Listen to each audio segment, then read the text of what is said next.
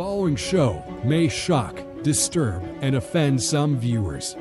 The opinions, theories, and facts shared on this podcast are not widely accepted by the brainwashed masses, especially those who find dark humor offensive. Viewer discretion is advised. Jeffrey Dahmer soaked in blood. The Unabomber blowing up. Waco, Texas, and Heaven's Gates. Aliens modified, meant for apes. JFK shot in the head by the CIA. Bigfoot and the Mothman. Son of Sam talking to dogs again. Witches, ghosts, and goblins. Mysterious noise and hauntings. Dark arts in the skull and bones. Most celebrities are probably cloned. So if you're feeling all alone, crack a beer and get stoned. I welcome you to the podcast Strange Brew. We're here to entertain you. We're here to entertain you. It's about to get strange.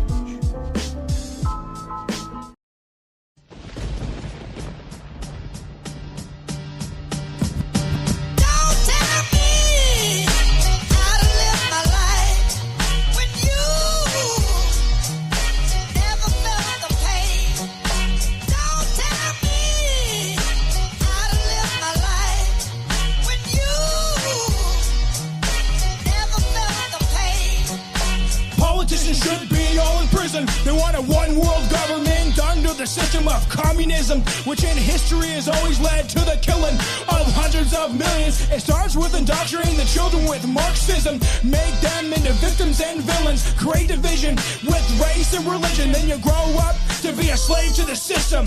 Task cattle for the elites. You're up in the last battle of defeat. Read a book, history repeats. Most of you believe in fictional beliefs. We're taught as kids, the bad guys always lose, but that isn't true. Guess Eve shouldn't have bitten into the forbidden fruit. We should stick together to get the boot off our necks. I will spit truth until my death. Don't tell me how to live my life when you never felt the pain. Don't tell me how to live my life when you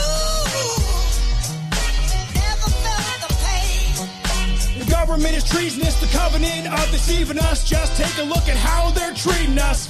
All for their own perversion, greed and lust. They feeding us, sucking the blood dry from our bleeding guts, consuming our energy. CIA shooting at Kennedy. No nukes for the enemy can put you in jeopardy. Coincidentally, it's all traced back to three-letter agencies. Evergrave you see buried in the cemetery. Strive to survive for a better future for their family, but it's only gotten worse and will continue to do so if we keep tolerating tyrants like Justin Trudeau. Politicians claiming they understand the struggle. How the fuck would you know?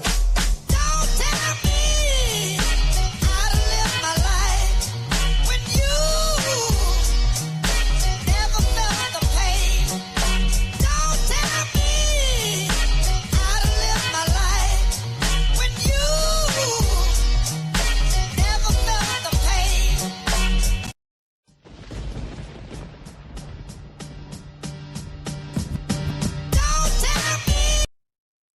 Don't tell me how to live my life.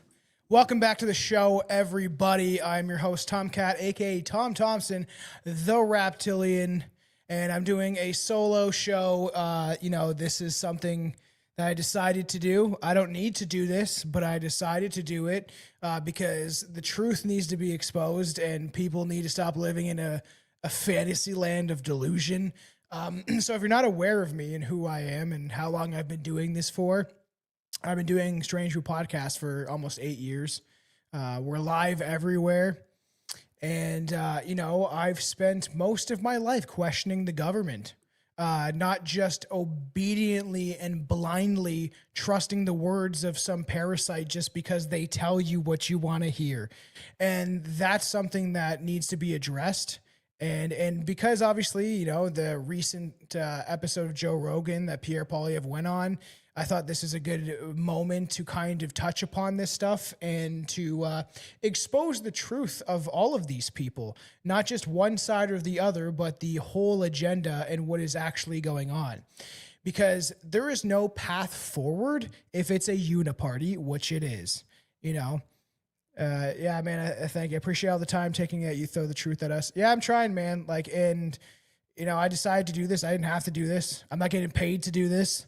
And there's a huge problem with the things that are going on in the world and in Canada and in America.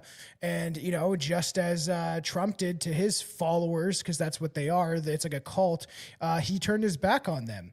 That's what they do. They tell you what you want to hear. They get in a position of power, and then they do the very opposite of the thing they told you they're going to do. So I decided to jump on here, and if you guys are not aware of me, I've been doing music for more than half my life. The Reptilian.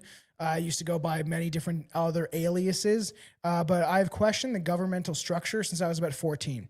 This is why it's really embarrassing to me to watch people that are like boomers in their like 60s that are still bootlicking this system that obviously benefited them when they were younger, but are not benefiting us now. And when I was calling out Pierre on Facebook, which I've gained a pretty big following when they finally let me free, because I was restricted for probably years at that point. And then so my videos started getting out there of talking about what it means to be Canadian and who the Canadian people are. It started getting traction. And before that, like when I really started speaking out was like I started, you know, TikTok became popular and I was already doing the show. So I just started geared towards calling out like Trudeau and the, you know, what was going on in the government and the mandates. And to me, people like Pierre exposed himself back then. So, like, I wanted to cover this type of topic. Like, if you don't know, I did a song called Fuck Trudeau that went viral and was shared on TikTok literally thousands of times. So all these people that are, like, essentially, if I call out the conservatives or I say, yo, they're not conservative, they're not conserving anything, they don't have any conservative values, and then people are like, you must be a liberal. If you are triggered... Looking at all of you that will see this before and after, if you are triggered by somebody calling out your team, you are also in a cult the same way that the left is. If you are blindly putting your faith into somebody that doesn't know you, doesn't care about you, and would never take the shirt off their back to give to you if you were in need, why are you bootlicking these fucking people? These people hate you. I don't care if you think that they like you or they're there for the people. They aren't. It's very simple. How have I known this since I was a 14-year-old kid? Like to not trust the system, to question the government and question their policies and what's happening. In my entire life that I've been alive, the government and politicians have never made my life better. Not once. Not once. People will be like, well, it was better under Harper. Yeah, when I was growing up in the 90s, Canada was better. But it was actually declining in the 90s. That's when the downfall is actually since the 60s that it's been increasingly getting worse. Canada was one of the most prosperous, safe countries in the world. And the thing is, everyone wanted to come here because it was built by white Europeans. That's not racist or hateful. That's literally the fact of our nation. This nation was 97% white until it's pretty much the 80s. And me wanting to preserve that is not hateful or racist or whatever other things people want to claim, right? The red ensign that clearly defines Canadians on ethnic terms, that's the red ensign, forcibly was changed by Lester Pearson to reflect Canada's the new Canada. Canadian nationalists are reclaiming our heritage, and you proudly abandon Pierre Trudeau's multiculturalism. Yes, we're not going along with this anymore. It destroyed our nation, and it's destroying our nation. And Pierre is in full support of it. Pierre is in full support of mass immigration. So all these people that think that he's on your side, oh yeah, he's clearly on your side. I don't think that you grasp this idea is that it's a UNIPARTY. These people are all these people in Parliament, just so you have an understanding, they have all more in common with each other than they do with you. Every one of those politicians that go into Parliament mostly comes out of politics a millionaire, or at least close to that. Pierre is worth over $10 million. The figures say, it's like $2 to $5 million. And they're getting another raise in April. So Mark Carney is a globalist also. So I'm going to be calling out him. But the thing is, people need to understand what's happening and stop putting their faith in the system. I will talk about solutions. respect you and your content and share it. I appreciate the people that get what's going on. Pierre Trudeau began the decline into totalitarianism. It is true. That's kind of when it started. And he's the one that he signed the Immigration Act because get this, before the 60s, you had to be white to come into Canada. And I understand that there was indigenous tribes here. They're Siberian. There was 3 different Asian tribes essentially that migrated over the ice bridge and then essentially blended together and became what is now known as a Native American, especially within the borders of Canada, right? I understand the foundations of what happened. It's not what they're telling you it is. It's been way over exaggerated. There was a lot of alliances. Like you had the Huron tribes that aligned with the French. And then you had the Iroquois, which were originally from America, where America is now. They existed in that part of North America. And then during the Revolutionary War and the War of 1812, they came over to Canada. And then that's why it's funny when some of these indigenous tribes are trying to claim it's their land when they didn't even exist here. And they were nomadically traveling across the land. That's a fact. They were tribes that were nomadic, traveling across the land thousands of years without developing a wheel. Okay, that's not racist or hateful. That's literally factual history. And they had stories like the Wendigo about like cannibalism because they were literally eating each other in some circumstances. And that's why they would tell these legends to try to ward people off from doing that, because if you eat human flesh, you can actually get parasites and it drives you crazy. But like the foundations of this country is European. I don't care if that offends people. That's a fact. Without the white Europeans that created Canada from scratch, from a wilderness that these tribes were fighting over, there would be no Canada. There would be no place for all these immigrants to come to. There would be no place for all these Indians to flood into this country and to try to tell us who we are as a people and dictate our past, present, and future. Because obviously, if you're not aware and you're listening to this, because I might put this out on all podcast platforms also for other people that are watching live and will hear it after or whatever, is that like Canada is being flooded with it's not multiculturalism. It's specifically one group of people that has billions of them in their own subcontinent. They have an entire subcontinent, and you can try to pinpoint on a map somewhere in India where people are living and it's filled with garbage. So a nation is a reflection of the people that inhabit that nation. So if you import a bunch of people from the third world that don't even respect their environment, when they come to your country and they don't respect laws and they're corrupt and they believe in scamming, it's literally in their culture. Yeah, it's not all of them, but that's going to affect the country. It's going to affect the nation. A homogenous society of people with similar ideas and beliefs as Canadians became is a nation. An ethnic group that is shared ancestry is literally what a nation means. So when you have people that are coming into this country and they're changing the demographics, this is being done on purpose to erase the Canadian people. It's not just happening in Canada. This is happening worldwide, and it's a fact. And I'll be getting to all that stuff. But, you know, it's so funny that Mark Emery, I didn't actually notice he followed me on Instagram. And I was like, I have to follow. Like, what? That's crazy. Mark Emery follows me. So I had to follow him back. He's that pot dude. I'd probably actually get him on the show. Canada was 97% white until 1961. That's after I was born. I only saw one black person in Canada in the first 15 years of my life. By 1971, it was 96.3% white. By 1981, 94% white. By 1991, that was when I was born, 89% white. By 2001, 83% white. By 2011, 76% white. By 2021, 69% white. And now we're 64% and declining. And guess what happens if we become the minority? You should probably pay attention to what happened in South Africa, because the Afrikaners, the white people that came and built a country out of land that no tribes were inhabiting at the time. That's a fact. And then now they've pretty much slaughtered all the white people. Not all of them, but they're trying not to cover it. They're trying to cover it up essentially, but the media won't cover it. There's massive thousands of crosses for all the victims that have been slaughtered by essentially communists that came in and took it over, and it was institutionalized by a certain group of people they can't really talk about, but like it declined their whole society, and they were like feeding pretty much half of Africa. And when they showed up, there was no tribes there. And the thing is, a lot of people want to claim certain aspects of history and reality and paint white people as bad, and that's just factually wrong. I said this, we'll be restreaming the episode that I did with Northern Liberty Matt because I had to fix the audio. But there's a lot of people that claim like, oh, white people went around the world and stole resources. Check this out. If you didn't know the resources were there, you didn't know how to utilize them, there wasn't a market to actually produce and use those resources, guess what? That's not stolen. That's built and created. So the fact is people need to wake up to this stuff, right? Yeah, kill the boar. Yeah, exactly. That's what they did.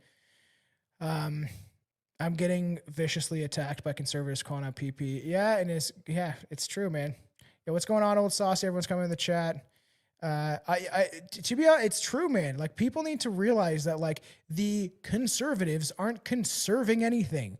And Mark Carney is just as bad. And obviously, they're trying to bring in a communistic world government. It's a fact that this is happening with all these bills that they're trying to push through. And Mark Carney was installed there to manage Canada's collapse. That's why he's there. He wasn't elected. None of them are elected, actually. They're just selected.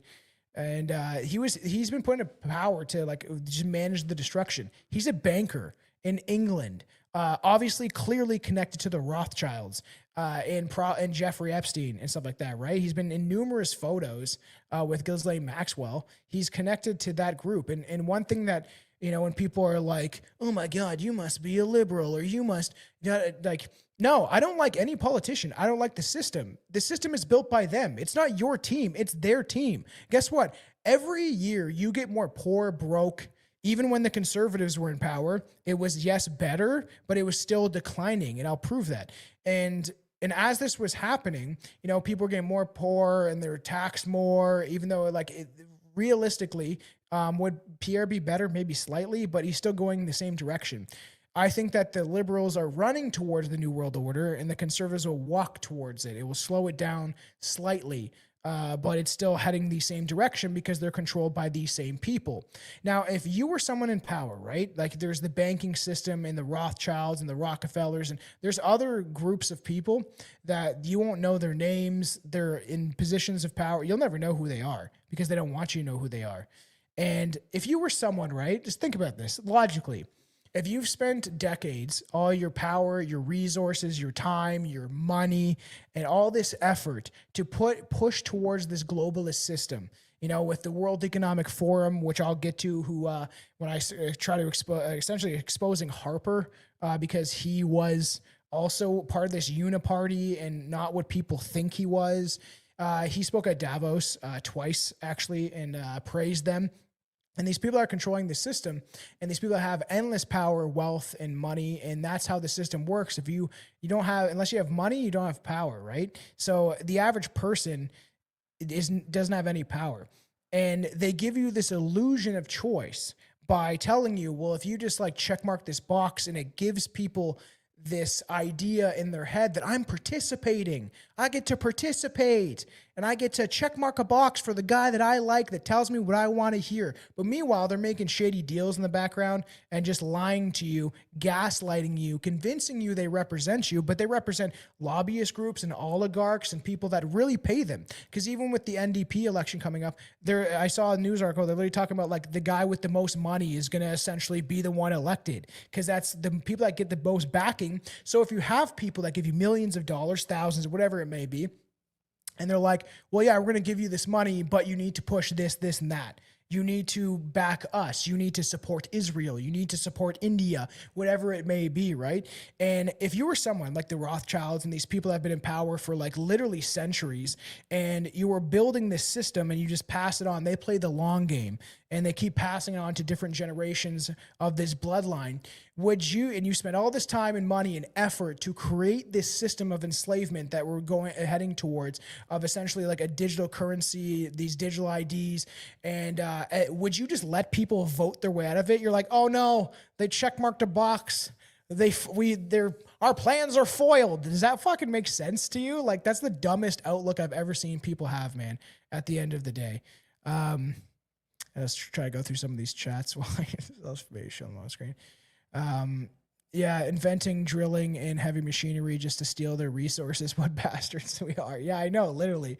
They're all on the same team. It's very true. Like, everyone needs, it doesn't matter what side You speak truth that most people don't want to hear. I respect that. Well, it's true, man. I mean, like enough of this shit, man, of what's going on. Stop.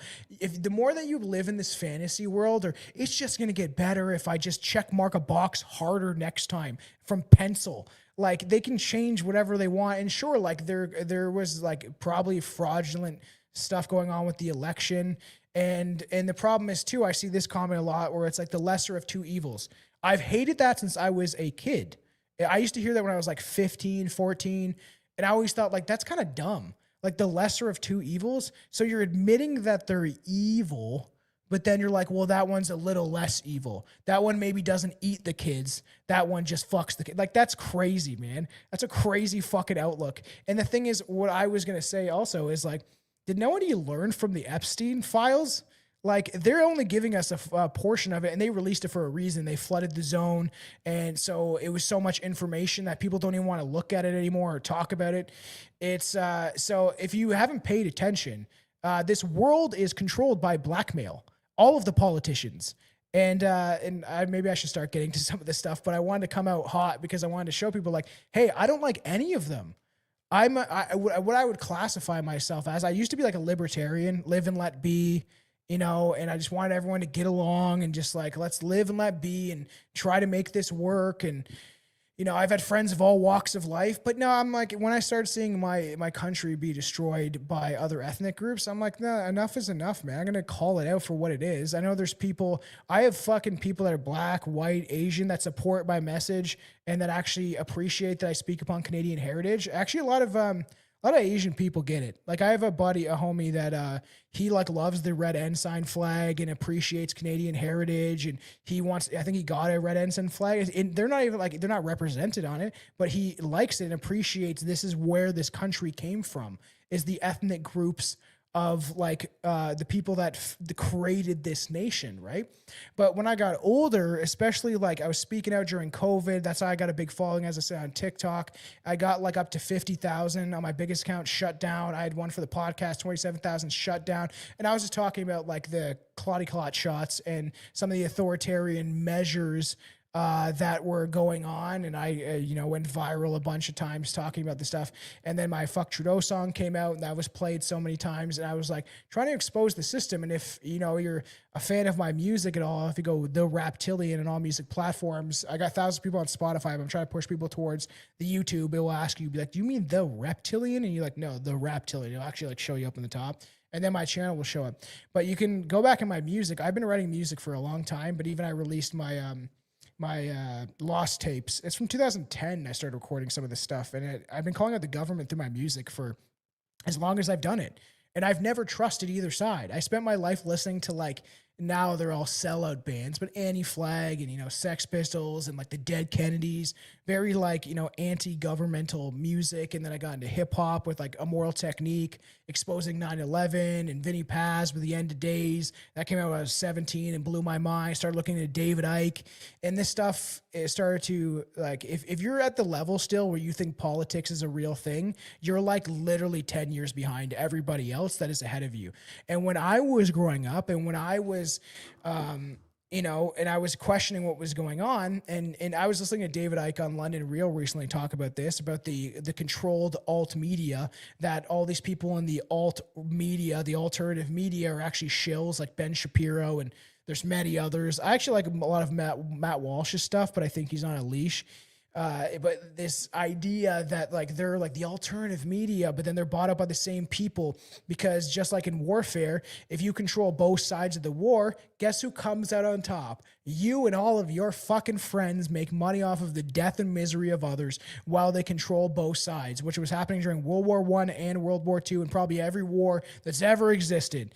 So if you're able to control both sides of the media, right, you control the left-wing media and the right-wing media, and you just push for whichever way you want it to go, and then you keep people pinned against each other and divided, well, then you have the upper hand, and nobody else has that type of control. That your average person has that type of money or control, right? But when I was growing up, and it was interesting hearing David Icke talk about this, because I've listened to him for, 17 years at this point. Actually, probably longer. Sorry, man. I've been Cove Soda. Cove soda. Fucking, I'm trying to drink or anything right now. I gotta get fit and get going on some of this stuff. And I've been down and out for a little bit, battling some fucking weird infection. I'm deaf in this ear right now. I don't know what the fuck happened, but I'm on antibiotics, so I'm like, I need probiotics.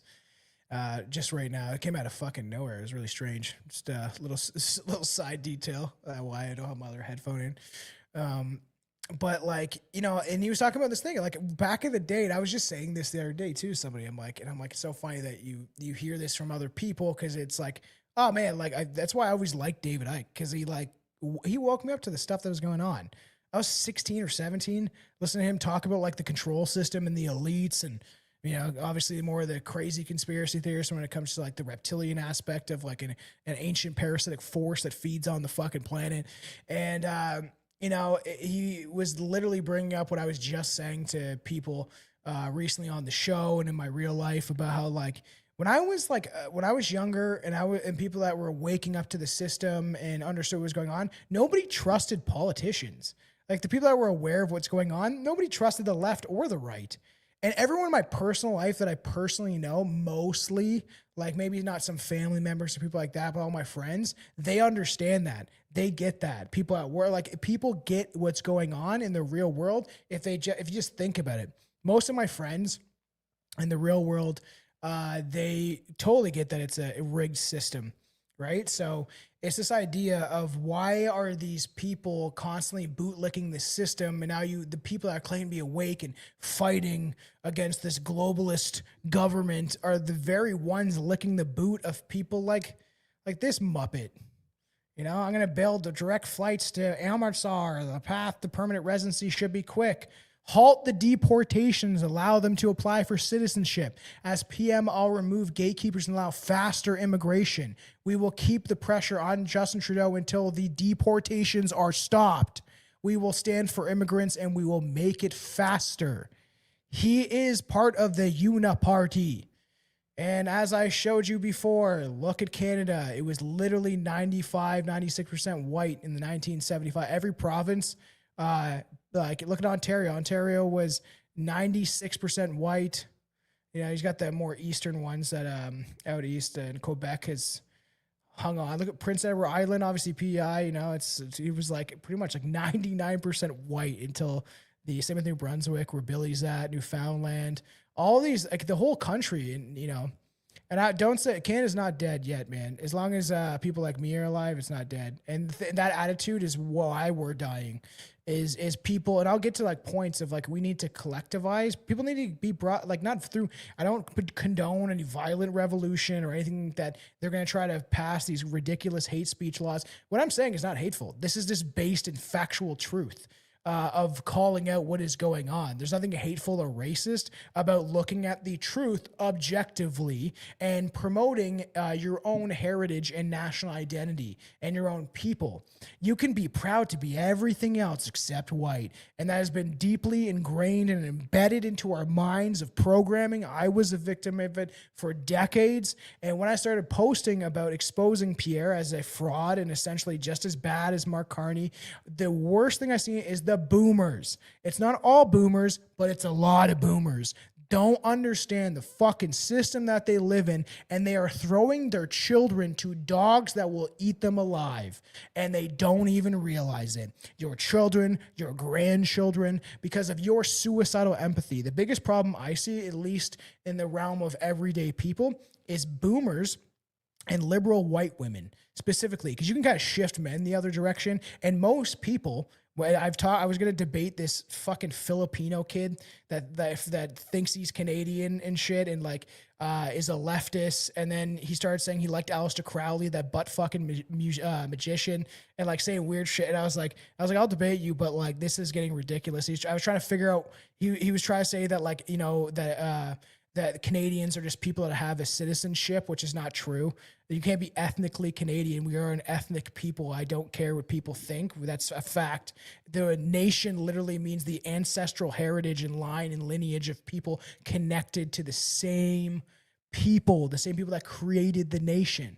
I can't go to China, or I can't go to Japan. I can't go to the Philippines. I can't have a kid there. My kid becomes Filipino. That is the ridiculous communist ideology. That comes from communist ideologies.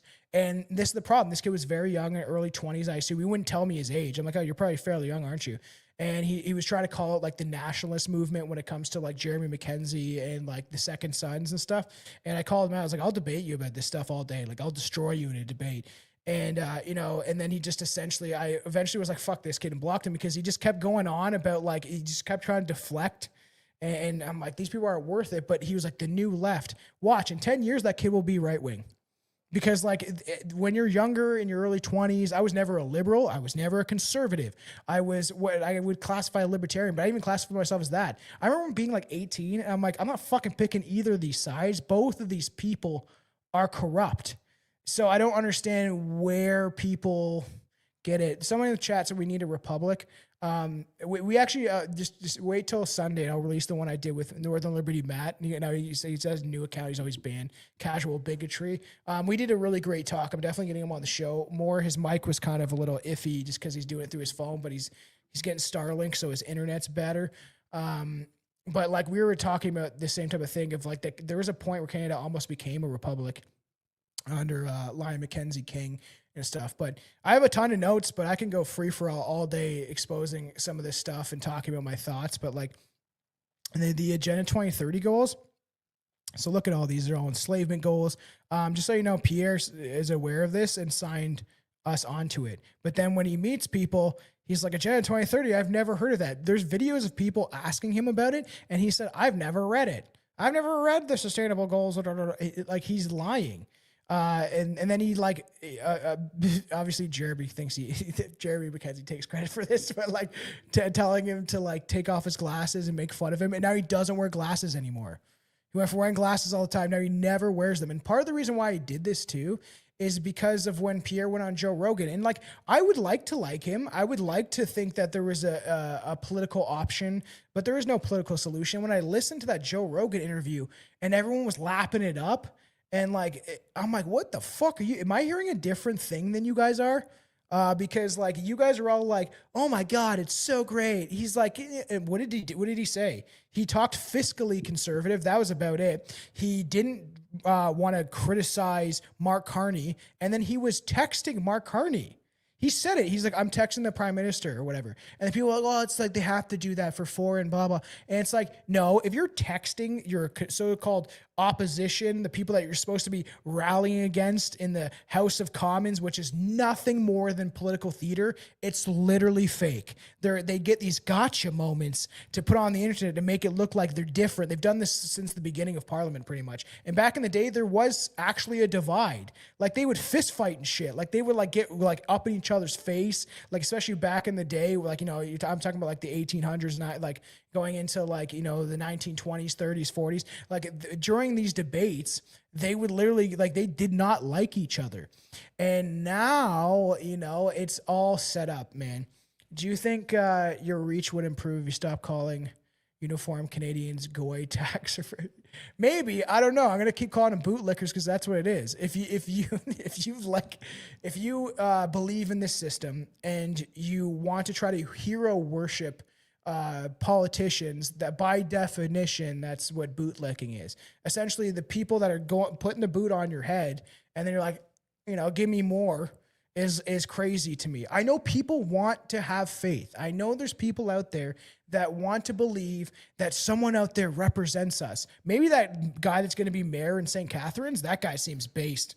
Like, I don't know what that one video was where he's like in like some sort of meeting and the guy's like, he called him like white privilege. And he's like, this is our fucking country. That's what we need. You don't need someone to be milk toast in the middle, center leftist. Because originally when I was going to do this, I was like, I'll call out like Mark Carney and Pierre. But originally after listening to the Joe Rogan interview, I was just going to call Pierre and show people, hey, this guy is not your guy. So go listen. I'm also not a huge fan because I think there's shady things about him also. But Maxime Bernier, if you actually go listen to his episode that he did with Tucker Carlson, he's also been on Alex Jones' show. And what I heard Maxime Bernier say, at least, is because they could lie. All of them are liars. They're paid politicians. Maxime Bernier has multiple pensions and has like a home in Florida. Like they take money from people that put faith into them, and then it benefits themselves and themselves only. So if you listen to what he was saying on Tucker Carlson, he's saying everything that Pierre should be saying. And he's actually calling out some like substantial things that were going on in the government, and how they're like, Tucker Carlson's like, are they really training like foreign military on your soil? And he's like, yeah. And Tucker's like, that's like crazy. That's like a call for treason. And he's like, yeah. So like, I would like to like Max, but he is also, most likely a shill. It's sad, but like at least on the front of what he's saying to push the Overton window, there's a possibility, but this guy's not going to do it. A guy that most of his party, like Tim Uppel, is super corrupt, and that's like his right-hand man. And look at how many like Palestinian Indians, you have foreign people that were foreign-born people occupying a government, claiming to represent people that they couldn't even identify. Like Pierre cannot tell you what a Canadian is. Anyone from anywhere can be anything. So that's the same thing as Trudeau saying, a Canadian is a Canadian is a Canadian. So some guy in fucking Russia is Canadian. He just hasn't stepped on the soil yet, the magic soil. But if I go to Nigeria and I just show up there and I'm like, I'm Nigerian now, it would probably cut my fucking head off. I wouldn't want to live there in the first place. I've seen what it looks like. But like, that's absurd to me. Like I can't, and if you were born in India as a white guy, they wouldn't classify you as Indian.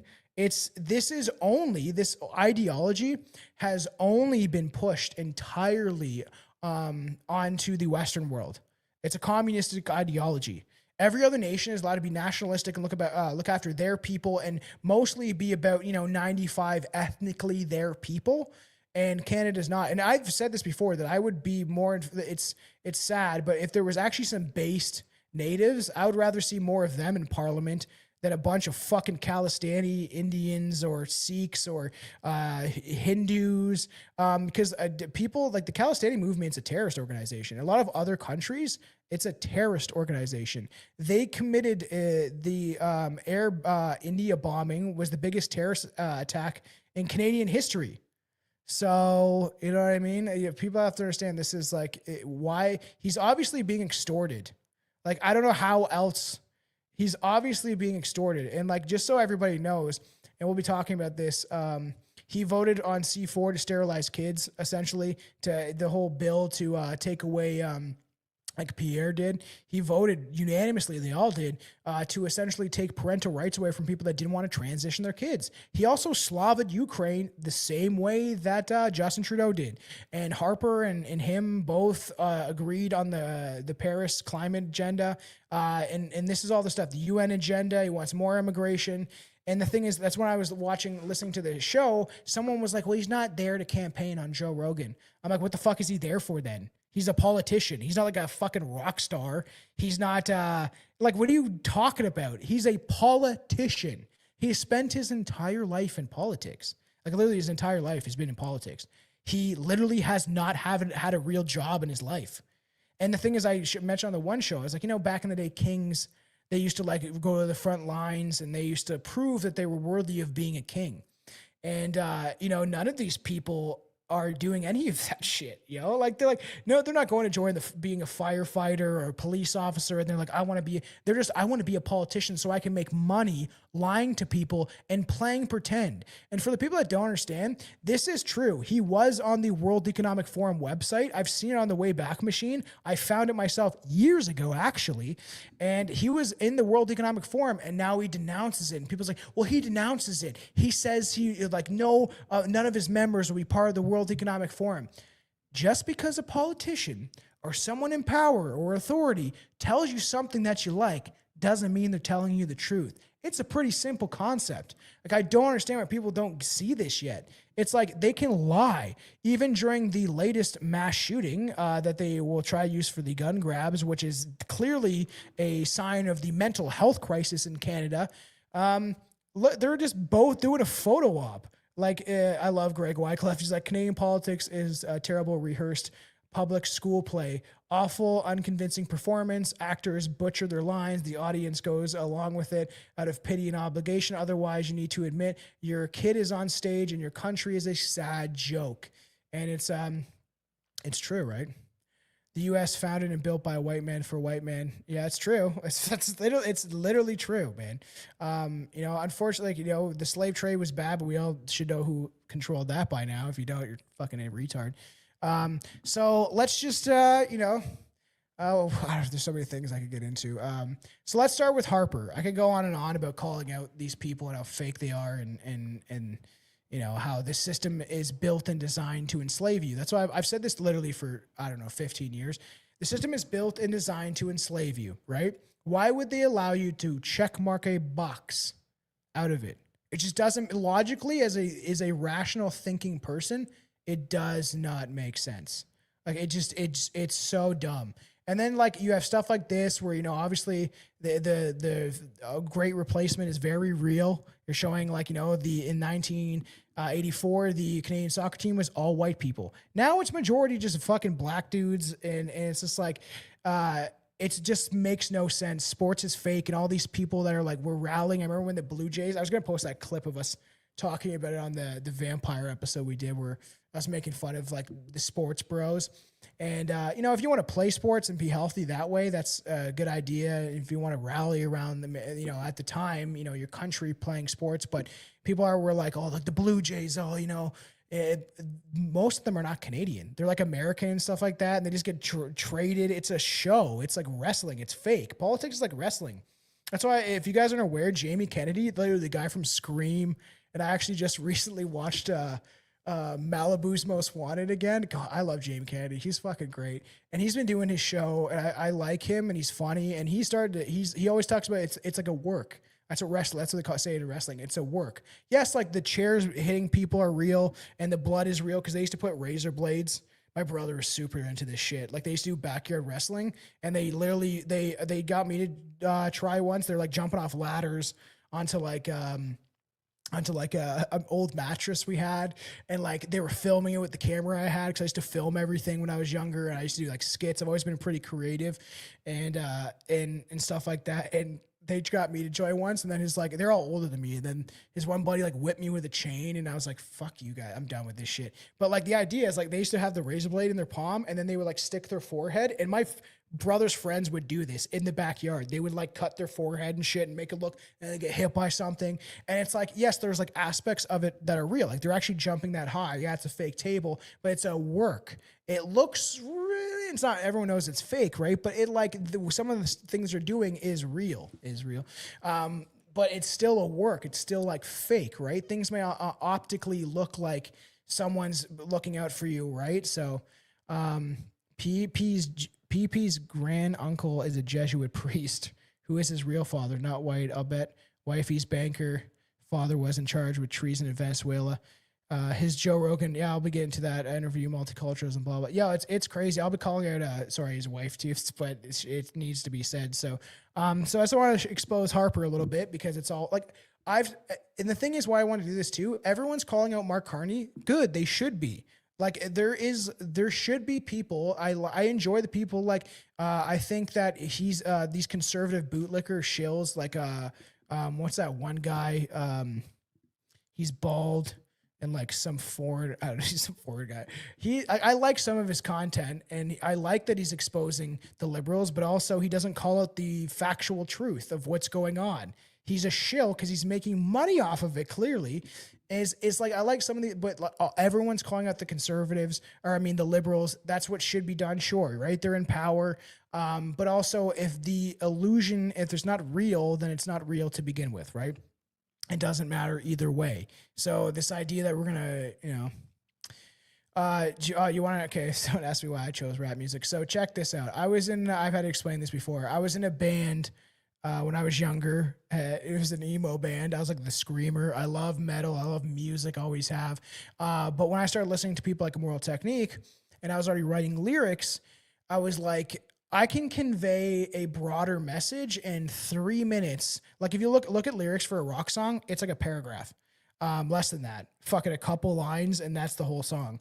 With hip hop, you were allowed to convey a message through, you know, a 3-minute song. Like a lot of people are liking my song "By God We'll Have Her Home Again." It's getting a decent amount of views on Spotify and Apple Music and stuff like that, because I can see like the charts or whatever. Like I'm trying to push for my YouTube, but even on there, it's doing okay. And it's like someone asked us, like, it's crazy that you're doing like pro-white music through hip hop. And we talked about this when I had Northern Liberty Matt on. As I said, it's gonna be released Sunday because I had to fix the audio. I was like, you know what? Like I've seen people say that where they're like, you're pro. Like I'm not pro. I'm pro my people. Like I'm not against other people. Just because I care about preserving my own nation and my heritage and the future for my children does not mean I'm against other people. That's ridiculous. I think that other people should have their home. Do I think they should all be brought into my home that my ancestors built? My family's been here since 1604. Fuck no, I don't think that. But like someone's like, you know, you're like the pro-white or whatever doing hip hop music and stuff. And I'm like, okay, first of all, I love hip hop music, always have. Like I liked, a lot of my favorite rappers are white, to be honest. Like I used to be really into Necro, and then me and him got into an argument over the Israeli stuff, and not really a big fan of him. I still enjoy his music. I like Mr. Hyde, some of that stuff. I listened to that stuff when I was like 14. But Immoral Technique, Vinny Paz, an Italian dude, you know, Ill Bill, Necro's brother, all these people are exposing the truth about the government. That's why I never really trusted the system to begin with, right? But I made the point where I'm like, yeah, like I liked Big L, I liked Cool G Rap, like some of these old school rappers that people wouldn't even know who they are, Gangstar. And you know, I was never against people. I'm not against black people, or I'm not even against Indians. I just want my country to stay ethnically my people. I don't care if that offends somebody or they think it's native land, which it's not. And I can prove it. So like, it's this idea of like people are walking across the land, not building anything is not building a nation. Turtle Island is a myth. It's a made up folk tale by 2 tribes. And that's it. When there's 600 different warring tribes, all coming essentially from 3 different tribes of people all across the world that cross the ice bridge and then form different tribalistic things. But essentially, check this out, right? Everyone's like, well, hip hop is black culture. They didn't invent poetry. That was white people, first of all. They didn't invent saying poetry over a instrumental. And yes, it came out of the Bronx, and some stuff came out of Canada. Me and Northern Liberty Matt were talking about this. And, you know, but realistically, without the technology, the electricity, and the inventions that were created and the instruments, literally, that were created by white people, they wouldn't have that culture. And it got co-opted later on through the record executive companies that pushed for violence against their own people and their own communities and created gang violence so they could pack their privately owned prisons. That's why it went from like, Jam Master Jay and some of these people were talking about like Too Short, hanging out with your homies, you know, it was chilling music. And then it went to NWA where it was violence and killing each other over beefs because you're in a different neighborhood as me. And that was all pushed by a certain group of people, you know, so. But like, people just don't understand. So without that, like there is no, and it essentially was co-opted. That whole culture has been co-opted by people that weren't even their people to begin with. So and I always think that's funny because people like, fuck you, nationalist, we're doing this. And the thing is, like I said, I was a libertarian, live and let be, but I when I saw my country demographically change, and I'm thinking about the world that my kids are going to live in, where if we become the minority, it will be global South Africa. They will turn us into a persecuted minority in our own country. You think that, look at the amount of hate that gets pushed on white people nowadays. And it's like, I don't hate anyone. I've literally, Alex, one of our really good buddies, has been on the show numerous times. He's half black, you know? So I've literally had one of my friends growing up was named Jamal. Like, I don't have things against other people, but I do want to keep my country and preserve it, the country that my ancestors built. I don't think it should be handed over to a bunch of people from the third world that couldn't even clean up their own garbage and then drink out of the same like lakes and rivers that they filled with garbage, right? And now, you know, and Pierre's all for it. Try to hide these images from the internet. But this is his fucking party, man. Look at him. He's in the middle of all of these Indians and ethnic group. Like, this is not Canadian. These aren't Canadians.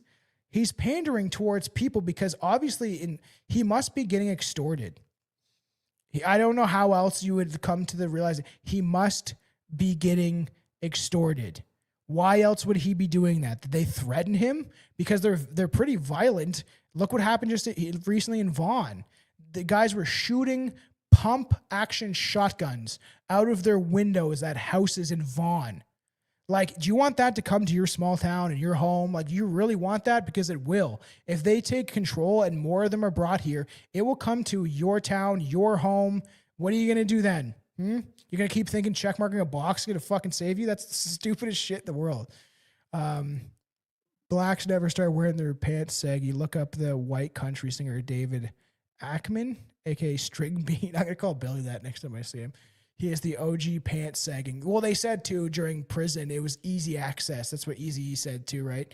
Eazy-E got murdered by Suge Knight with an AIDS needle, most likely. We talked about that at the beginning of the show, like literally years and years ago.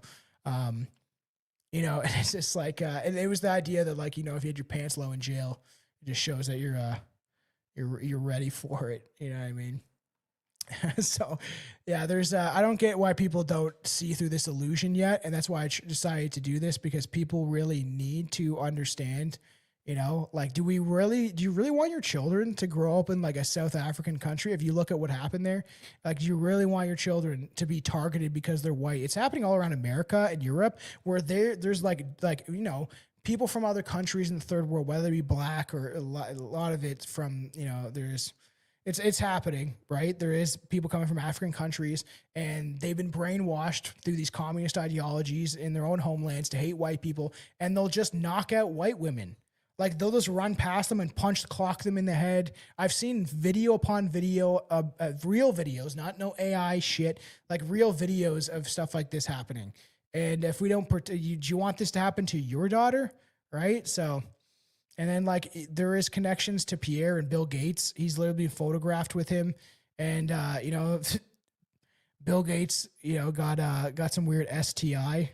And then essentially Epstein had to cover for him. All right? Like, I don't think people... Inspiring today to hear Bill Gates talk about his work with PM Harper and to save moms and newborns in the developing world. Yeah, that's what they were doing. They were injecting them with poison. He's kicked out. He's not allowed in India because what he was doing to them. So,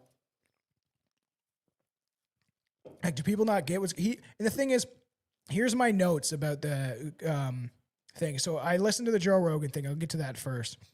Really disappointed, because I was like, maybe having a little hope that maybe he'd say something relevant. He has one of the biggest podcasts on the stage on the world to say something to prove that he's for the Canadian people. He talked about MAID like it wasn't a big deal. Literally, he was like, it should be a choice. And they're harvesting people's organs. Like, I don't know how, like it's crazy. It's really messed up and really disturbing.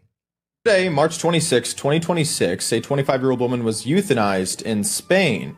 She'd been temporarily housed in 2022 in a state-run home with North African migrants. She was gang raped by North African migrants. She was traumatized. Months later, she attempted to take her life by jumping from the 5th floor of a building. She survived and was paralyzed. The rapists were never arrested and still roam free. Instead of delivering justice to these criminals, assisting the woman in adequate long-term mental health care, or financial assistance, the authorities assisted in her suicide. What do we see in Canada? Assisted suicide passed in 2016. In 2021, the Canadian Parliament repealed the requirement for natural death to be a foreseeable future. In 2024, legislation was introduced so that euthanasia and assisted suicide would be legal on the grounds of mental health alone. 96% of recipients of medical assistance in dying are white. According to the 6th annual report of medical assistance in dying in Canada, 96% have been white. There are advertisements on TV for medical assistance in dying. How grim is that? And they feature only white people. Canada has killed 100,000 of its own citizens in really less than a decade, 2 times more than all of those who died in their war involvement in World War II. A 26-year-old man with seasonal depression who was blind in one eye and had type 1 diabetes was granted assisted suicide because of this seasonal depression enhancement. This is thanks to Dr. Ellen Wiebe, the Jewish clinician and research director in the Canadian Association of Medical Assistance in Dying. She is Canada's most prolific provider of state euthanasia. Even after multiple doctors reject people's claims, she will approve your assisted suicide. She described her role in one interview as the most rewarding work she has ever done, administering people euthanasia. This same national government claims that there are far too few people to fuel the economy, yet they want to kill more and more of their own people and bring in more migrants to work these jobs instead. effectively changing the face of the nation, the culture, the history, and the voting demographics. In the future, historically white nations will be crime-ridden shitholes with an unlivable quality of life. And when the doctors, lawyers, and engineers that the system has brought here to terrorize the native population inevitably kill or rape somebody you know, they'll tell you that you should euthanize yourself about it. Like, do you not see what's happening? Pierre supports all of that shit. And he sees no problem with it. And that's what he said during the interview. You know, what did he say? You know? It's eventually we all start intermarrying, and it's a great thing about Canada. Let's bring a direct flight to Amritsar. It's crazy that we have 1 million Punjabis in Canada, but no direct flight. I'm going to fight every day for the flight. Singapore, Malaysia, UK, Italy, they all have a direct flight that the Indian government has allowed. Canada needs strong leadership to bring home a flight. You deserve it. It's common sense. The common sense of the common people united for our common home. Your home, my home, our home. Let's bring it home. Ole so nihal. Waheguru ji ka khalsa, Waheguru ji ki fateh. We will rely on the great Sikh values that Guru Gobind Singh brought forward. Values of equality for the common people. We need a direct flight to Amritsar, and we need a national blue seal so that professionals that come here from Punjab or anywhere else can take a test, prove they're qualified, and work as nurses, doctors, and other highly paid professionals.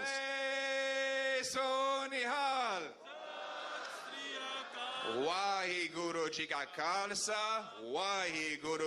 Ours is a nationalism not based on bloodlines, birthplace, or background. Whether your name is Martin or Mohammed, Poilievre or Patel, that anyone from anywhere can do anything. We will treat all our people, regardless of their race, as Canadian and Canadian first with no hyphens. We are all Canadians and Canadians first. What binds? That is a communist talking point. He's a leftist. That statement alone is a leftist ideology. Our nation is built on bloodlines, European bloodlines along with the natives. That's it. There's no other people. The Chinese built a tiny fraction of the railway in BC, and people still bring that shit up. Like, what about the Chinese and the railways? They lit off dynamite in the mountains of BC. That's it. Like, and then they were paid and sent home. And you have Sikhs that are claiming, we've been here since the 1800s. All fucking 10 of you? There was 10 of you that probably just came over here on a work thing to help with the British government and help all you guys fucking laid some spikes in the ground. It's ridiculous. They're delusional. You have these ethnic groups that are like completely delusional in the way that they perceive history. You weren't a part of this nation. You didn't help found this nation. You didn't help develop this nation. Your ancestors didn't die building this nation. And this is the problem where people are like, well, this is native land. No, like, listen to me. More white Europeans died building, defending, and protecting this nation more than any other group by a large majority, like overwhelming, like 99%. I even, like, if you look it up, like, I even asked Grok, and I was like, 99% of Canada was built by white Europeans. Like, it's like, yes, well, you are correct. That is probably around the figures. There were small minority groups, but original, like, essentially, yes. And if you even just, like, I have a ton of books about this too. What's that one I just got? It's like huge. It's about the Canadian history through a nationalistic perspective. And the great, something like that. I'll figure it out. Once I get my new studio set up, I'm going to have hopefully a big book tree. I have a shit ton of books. I'm right now reading the one about Jeffrey Epstein being connected to the Francis cult, but I also got this recently. This guy's a good author. I've read half of his one book, Henry Macro. Mako. I don't know how you spell his last name, but have this down there. But, like, you know, it's he's saying what Trudeau said. He is literally a liberal from 10 years ago. It's fucking crazy, and it's the clergy plan. You are right. I've covered this multiple times on the show. It's absolutely crazy. What's up, Troy? I see you in the chat. We'll have to work on something soon. I got some ideas for shows coming up. Seasonal depression couldn't be possibly linked to the systemic inheritance, theft, and systemic posturing. Yeah, I know, right? Yeah, Pierre is a race trader. It's crazy, dude. I don't know how people don't see what's going on with this. Like, there's going to be built up ethnic tensions. And yes, this nation is built in bloodlines. Like, that's crazy to say that shit and act like it's not, but we all know why. So as you can imagine, it's a pretty big honor for a simple guy from the prairies to stand before you today. Have the Epstein files showed people anything? When you call yourself a goy, and that's not AI, you can watch the full video. It's on YouTube. It's 20 minutes of him, like, it's whatever. And I'll get to some of that stuff in a bit. I should start banging out some of this stuff. Here's Stephen Harper. Let's expose him for a little bit. Lifetime career as a politician with no real private sector grit. Harper started as an economist with a degree from a University of Calgary, but never built or ran a sustained business. He jumped straight into politics. Reform policy advisor, Canadian Allegiance leader, then Conservative Party founder, leader by 2003. So he prologued Parliament numerous times. Harper shut down government 4 times, including 2008, to avoid a coalition defeat, to bury the Afghani detained torture scandal and Senate issues, and total 180 days of legislative blackout, which Carney just did also too. And the thing is, right, how many, they don't work. Like, they have the summer off. They're barely working. Yeah, it's a big club and we aren't in it. They're never working.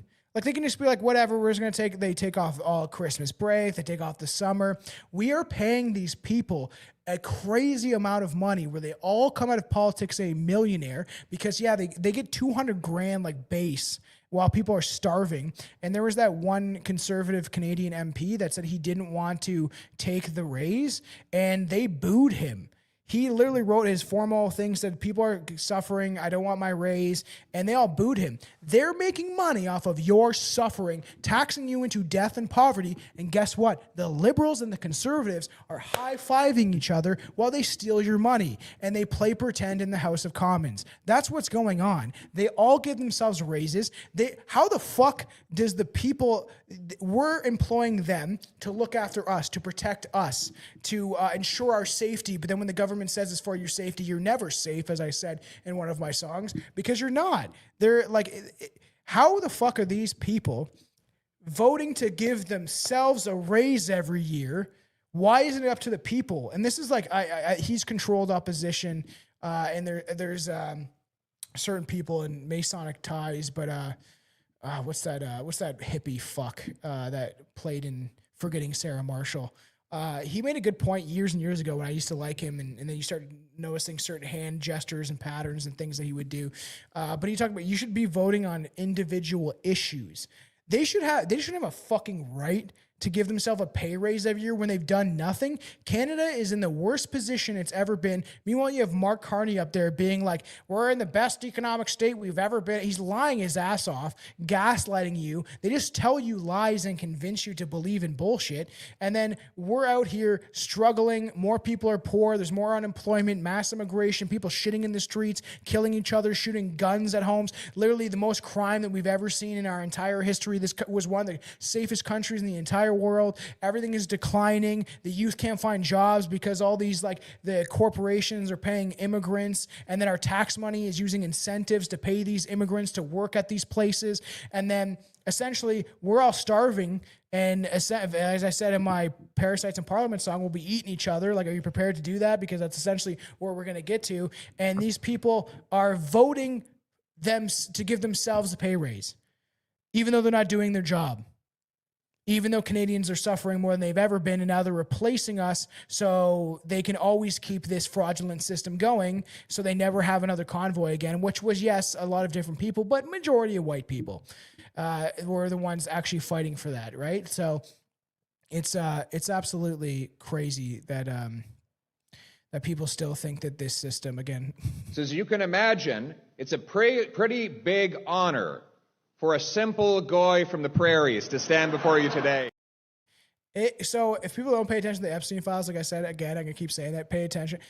Goya means chattel. It actually means nation also, but it means cattle, farm animal, slave. They say this. Like, it's not me saying it. They say this. There's videos of rabbis saying this, that the Goyim do all the work. It's in the Epstein files. Like, this could now be used in a court of law, essentially. Like, they're saying that essentially they believe you're subhuman, that you're not equal to them. that you can just be ruled over and enslaved, and they want 27,000 slaves each. And then meanwhile, this guy is saying he's essentially pledging his allegiance to them, which I will get to. And also back to Harper, massive anonymous bills to ram through hidden agendas. Harper's government passed 8 massive anonymous bills, omnibus bills, unprecedented scale, bearing unrelated controversial measures, environment rollbacks, immigration changes, because it started with Harper. It started with Pierre, really, but crime bills into a single budget packaged with minimal debate. Harper himself railed against this tactic in opposition, but once in power, he loved it. He literally went back on his word. Parliament became a rubber stamp, exactly the big government process abuse true conservatives are saying that they don't like. And that's my whole view. If you're gonna have any government, and my buddy believes in this too, that I've talked to, is like, he's like, I just want the least involvement, and like the government should be the least involved in my life as possible.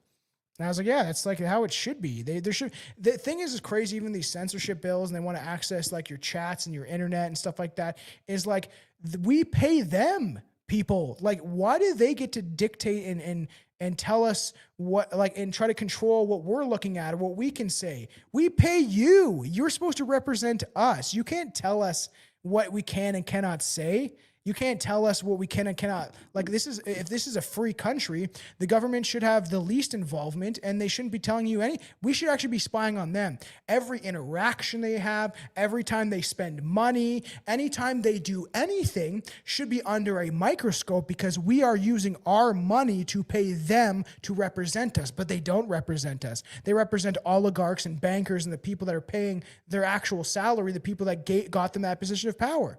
And they use us as a piggy bank. We are chattel. We are tax slaves. I'll be getting to solutions. I already said building communities. Like that's a base start. Grassroots level, getting together, building groups of people, looking out for each other. And I've always said this, it's too bad like we live in the society we do now and how they're trying to make sure that we don't do this. But if I had chickens, right? I get chickens. I got tons of buddies chickens, but like I get chickens. I actually want to get chickens soon. I get chickens, right? I have chickens and eggs. The next guy next to me, he has cows. The guy next to me over there, he has grain. And if we had an environment like that where everyone was working together, you wouldn't need the government for food and for anything else, really. So that's what we need to be pushing towards, is essentially building communities together. And for people that don't understand, white people specifically and Canadians, whether, I don't really care, like I think the whole system's coming after everybody, but we should be working together. Every other ethnic group is allowed to be tribalistic, and they've brainwashed us not to be. One of the biggest problems with the extinction and replacement of white people is white guilt. The conditioning over decades to convince white people to not stand up for themselves, to not be proud of themselves, to put other groups ahead of them, to not be tribalistic. Meanwhile, you have ethnic enclaves of groups that will only hire their own people, only look out for their own people, and will only do business with their own people. That's what needs to change. We need to start looking out for ourselves. You literally have Indians coming in here that only prioritize Indians, or Sikhs that only prioritize Sikhs, and they have their communities where they're stockpiling weapons in their fucking temples. Like, this is happening, and people don't want to realize what's going on.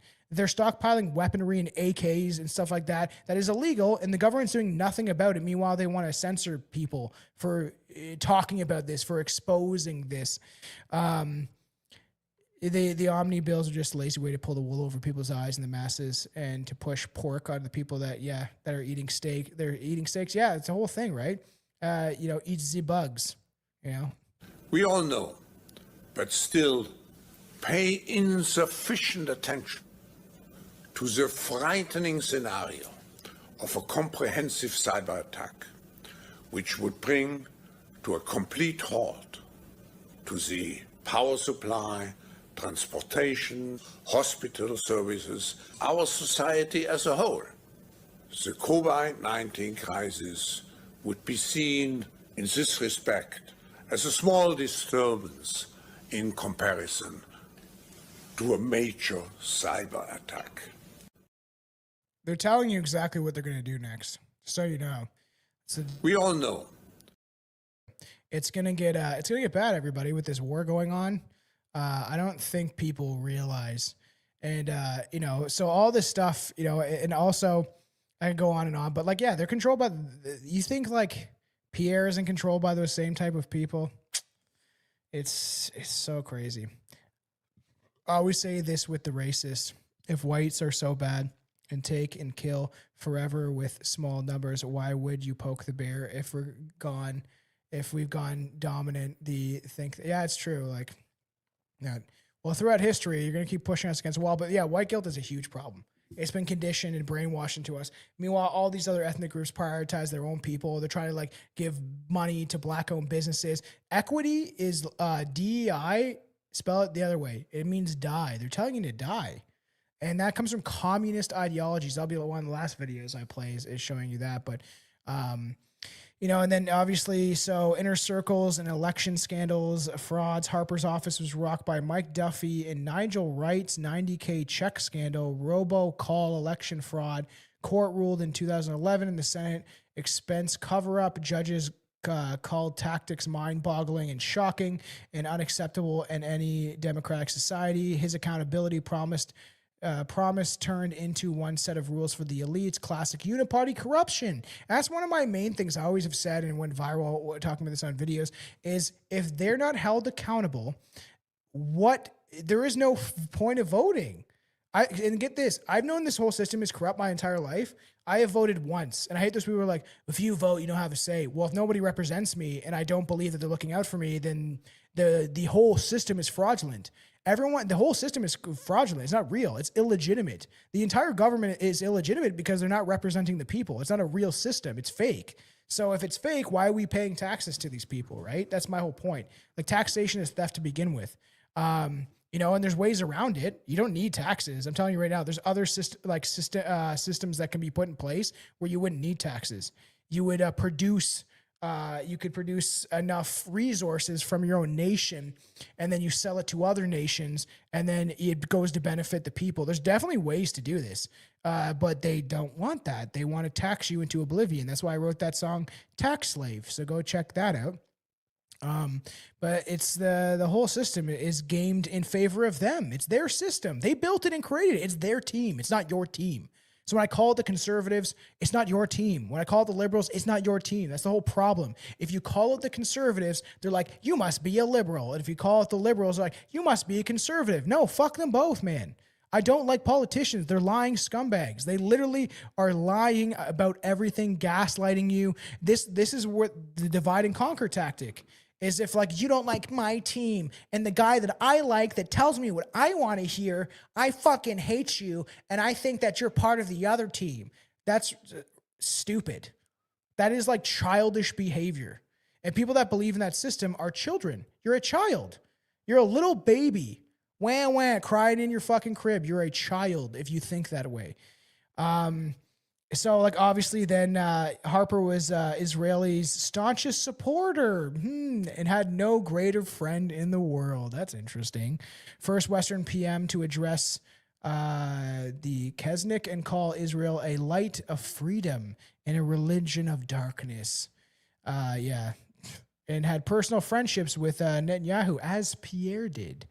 Benjamin Netanyahu, who knows if he's alive or not right now, but he's a war criminal. He's a war criminal. I've heard about Benjamin Netanyahu since I was a teenager when David Icke would talk about him and how disturbing and shady his background is. Also, guess who had ties to India? Harper's aggressively courted India, open trade in office in Minduni's, whatever that guy's stupid Indian name, Moody or whatever, against global affairs advice, hosted controversial 2015 Moody visit, chaired International Democratic Union.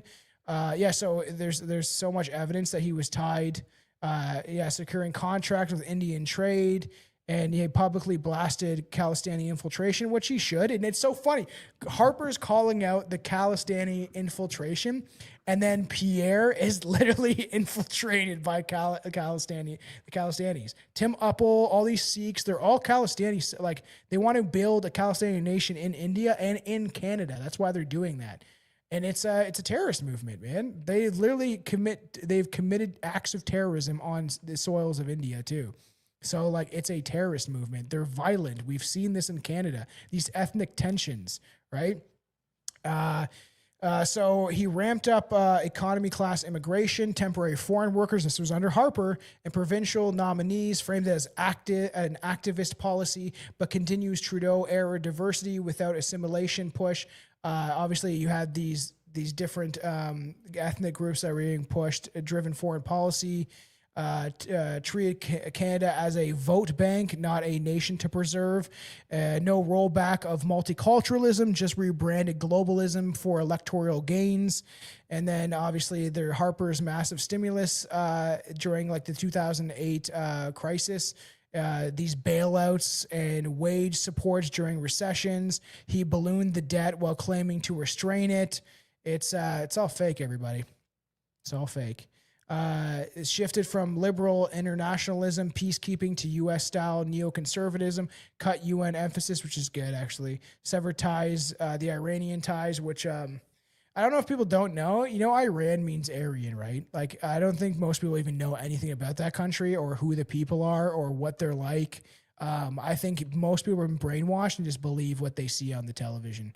Same thing. I voted once, 30 years, seeing corruption from when I was a kid. Yeah, it's true. A lot of people see that. The thing is, I never finished everything. I got so many thoughts going on. But yeah, like I didn't vote my entire life. I voted once during the snap election when Trudeau had that snap election. I was like, you know what? It's not gonna hurt anything. And I wore my "fuck Trudeau" sweater actually. And they told me I couldn't wear it, but I went it anyway. They're like, you shouldn't be wearing that. And I was like, why? Because I guess you're not supposed to. I didn't know that. I was like, freedom of expression. It's my body, my choice. I'm wearing it or whatever. And yeah, they didn't like that. So, and you know, it's just it's fake. But yeah, Harper's fake. It was fake. He supported record immigration strains on housing infrastructure, pro big business trade deals without cultural safeguards, weak environmental conservatism. Obviously, which one I'll give you. The environment stuff is fraudulent. And he signed us on to Agenda 2030. Agenda 2030 was signed on by Harper. That's a fact. Go look it up. So this whole idea that people think that you know you're going to vote your way out of the system built and designed to enslave you is pretty ridiculous. So now Pierre, right? No real job, a lifetime career politician. Poilievre's politics work was limited to a paper boy for the Calgary Sun as a teen, a brief corporate collection role at TELUS, a short $10,000 prize internship at Magna International after an essay contest. What a fucking nerd. And a stint as a journalist for the conservative Alberta Report magazine. He co-founded tiny political consultant firm 3D Content, but never built or ran a real business. He became a staffer for the Canadian Allegiance leader Stockwell Day, then jumped straight into federal politics, elected MP for Carleton, at age 25, 2004. He has been a full-time MP, Harper's era minister, and now the party leader ever since. This is a definition of an Ottawa insider swamp elitism that genuine conservatives claim to hate. No blue-collar grind, no private sector risk, just lifelong taxpayer-funded careerism. That's like so true. He's a career politician. And yeah, he is a traitor. He's one of the biggest traitors, in my opinion. Like how can you call Mark Carney a traitor when he is a traitor, but he's not Canadian. Like, he doesn't even identify as Canadian. He identifies as the globalist power. He's a part of the New World Order, connections with Epstein. Like, that's what I want people to understand. Epstein had ties to everybody. Like, it was a big blackmail ring, right? So like, how can you believe anything that these people say? We will no longer allow foreign conflicts to spill onto our streets. We must unite to end anti-Semitism and the attacks on their places of worship, and stand with our Jewish friends and neighbors who are under attack like never before. We want Jews to feel comfortable and safe. They should be able to wear the Star of David, put up the mezuzah, and wear a kippah everywhere and be proudly Jewish all around. That's the story of Canada, isn't it? Why are you praising a foreign nation, realistically a terrorist state? Because that's what Israel is. It's all, the Rothschilds set it up. They admit it. They created Israel. Like, I don't understand what people don't understand the system that they exist in.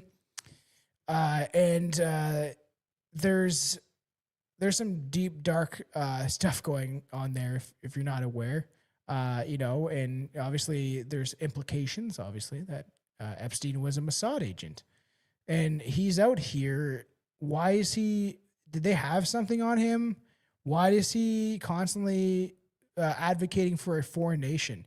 There has been clear Zionist ties to Canada, like infiltration, to subvert our nation and to change it, all sorts of things. And it's been happening a long time. And when it comes to who was conveniently, weirdly a liberal, was Lion Mackenzie King. A lot of people did like him. I've told Derek Rants this and stuff like that from Dagalon, and I was telling Northern Liberty Matt is that he used to do seances to call us like dead dog and stuff like that, like weird shit, like really weird stuff. But he was an interesting character. Like it was in the time of the spiritualist movement. And but he said when he was asked about immigration from Israel, he said one is too many. Like essentially, or not, well, not from, it wasn't Israel at the time, but from Jewish people coming here and immigration of Jewish people. He said one too many. So we weren't as entrenched as America was, but now recently there's huge Zionist ties. Thank you for what you're doing for all of us in Canada. I appreciate all the information you provide to the people. I'm trying, and I'm just looking at things objectively. I don't hate anybody. This is not hateful or racist.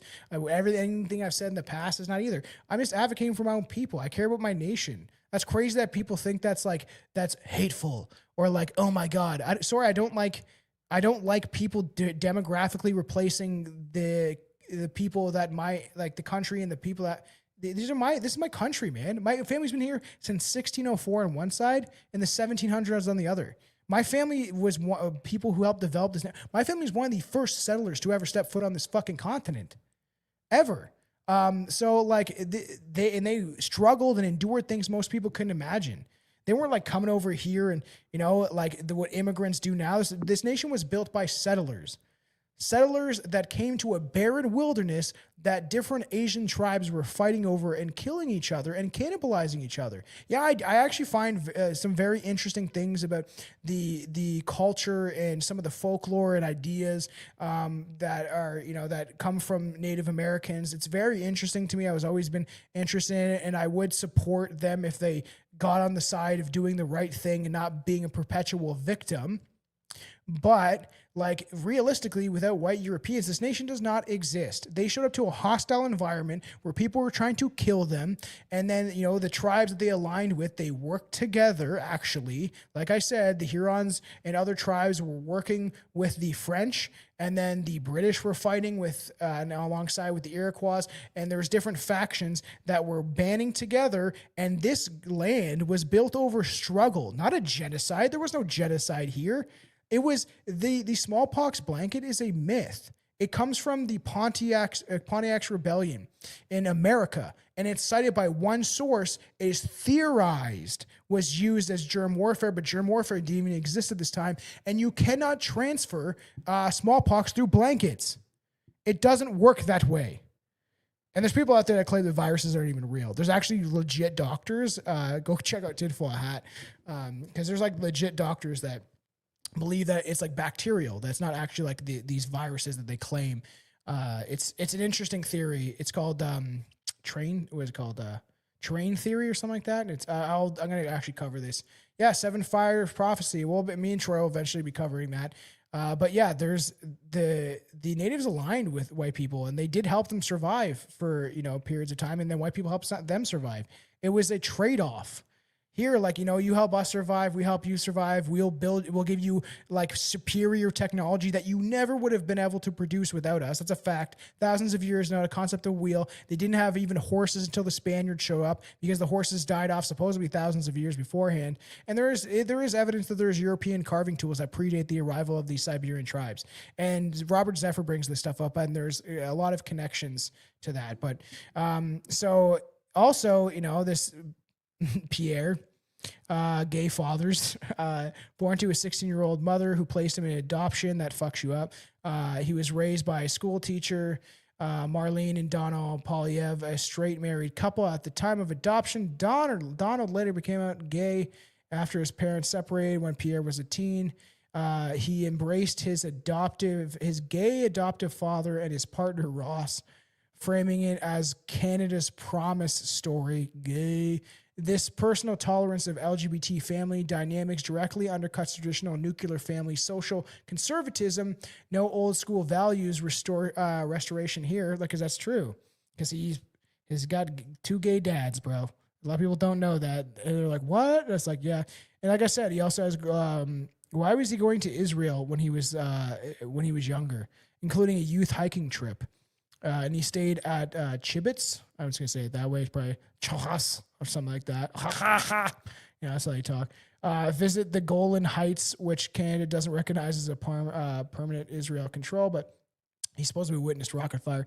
He recounted he had dinners at a Shabbat dinner, West Bank settlement continued. He called Canadian Jews the true indigenous people in that context. He pledged to move Canada's embassy from Tel Aviv to Jerusalem.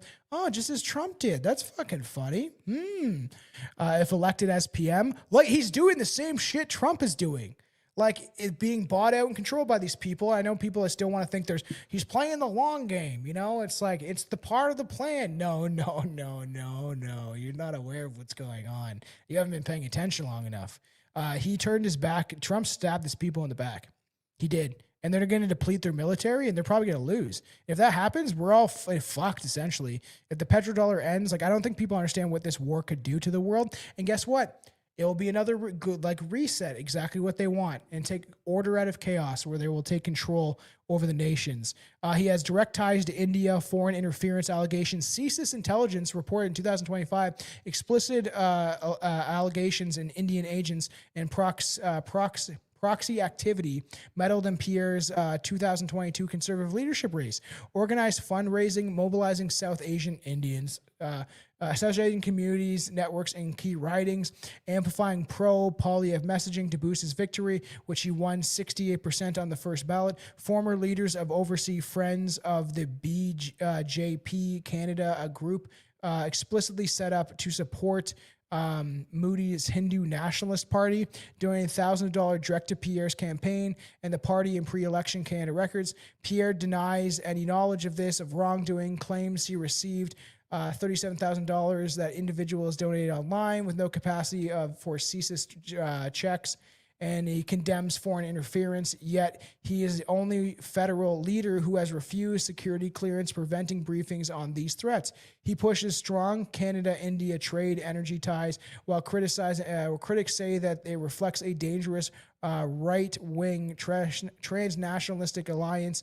And yeah, he's clearly been bought out by India. Like, how could you not see this?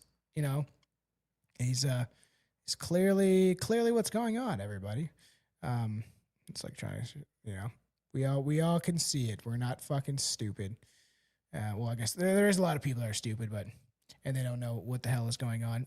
And they think that they can, just check mark a box. It'll be just fine. I'm sure it will. You know, we're losing our country. Your children will have no future if people do not wake up to this now. It will be over forever. You will never be able to come back from this. I'm quite serious.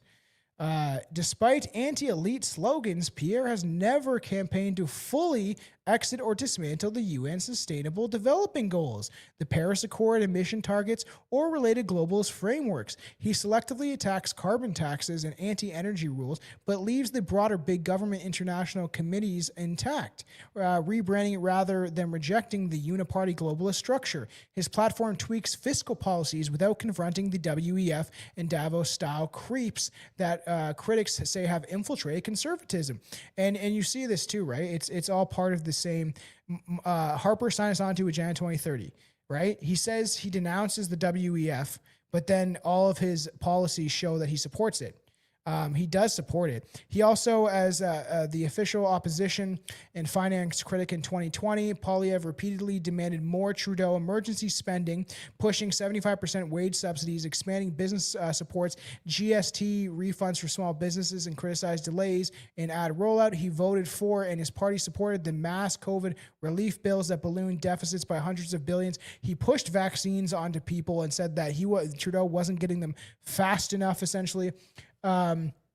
And so he relief bills deficit hundreds of billions, arguing it was necessary. Remember, we're all in this together. You know, you're talking about elbows up. Let's fucking elbows up, retards. You know, elbowing up with that hideous witch creature. You know, they're all in it together, man. We're all in it together. You know, he's not getting vaccines fast enough. So only later did he flip-flop and rail against this waste and inflation it caused. Real small government conservatives opposed the entire lockdowns and big-time spending regimes from day one, not just retroactively. Earlier pandemic focus was purely economic tweaks to Trudeau's programs, no outright opposition to restrictions, vaccine passports, or mandates. His anti-mandate legislation and convoy support only emerged during the 2022 election in the leadership race as a populist catnip. That's funny. He enabled the federal vaccine regime via relief bills that funded it. And then, like, on Joe Rogan brought it up. He brought up the whole thing about, like, it was terrible what happened in the convoy and the authoritarian measures. And then all he said was, well, yeah, we got back our rights. Yeah, did we? There's a lot of people that are dead now that have been injured by these shots and stuff. And he's not talking about that. He doesn't care about you. Like, none of these politicians care about you. He made money off of it. There's the ties that his wife has to the PCR test, and they made money off of it. He also supports transgender ideologies, so you know. Pierre explicitly opposes, says he opposes puberty blockers to protect them, but then backs Alberta-style restrictions. But then he openly states adults should have the freedom to make any decision they want about their bodies, green-lighting full transition hormones and surgeries with zero rollback. Combined with his gay father family embrace, this tolerance of gender ideologies, not the full cultural restoration and restoring traditional conservative ideologies. And they all unanimously voted to take parental rights away from people who didn't want to transition their kids. Like, I don't understand what people don't understand. In his March 19th, 2026 appearance on the Joe Rogan Experience, Pierre praised Canada as a great melting pot. Yeah, you know who coined that term? Israel Zangwill. And the sad thing is that a lot of people want to bootlick Churchill. Churchill was a part of that group that people are talking about. His wife was, and he went to see the play that go look up Israel Zangwill. Go look up what this guy looks like.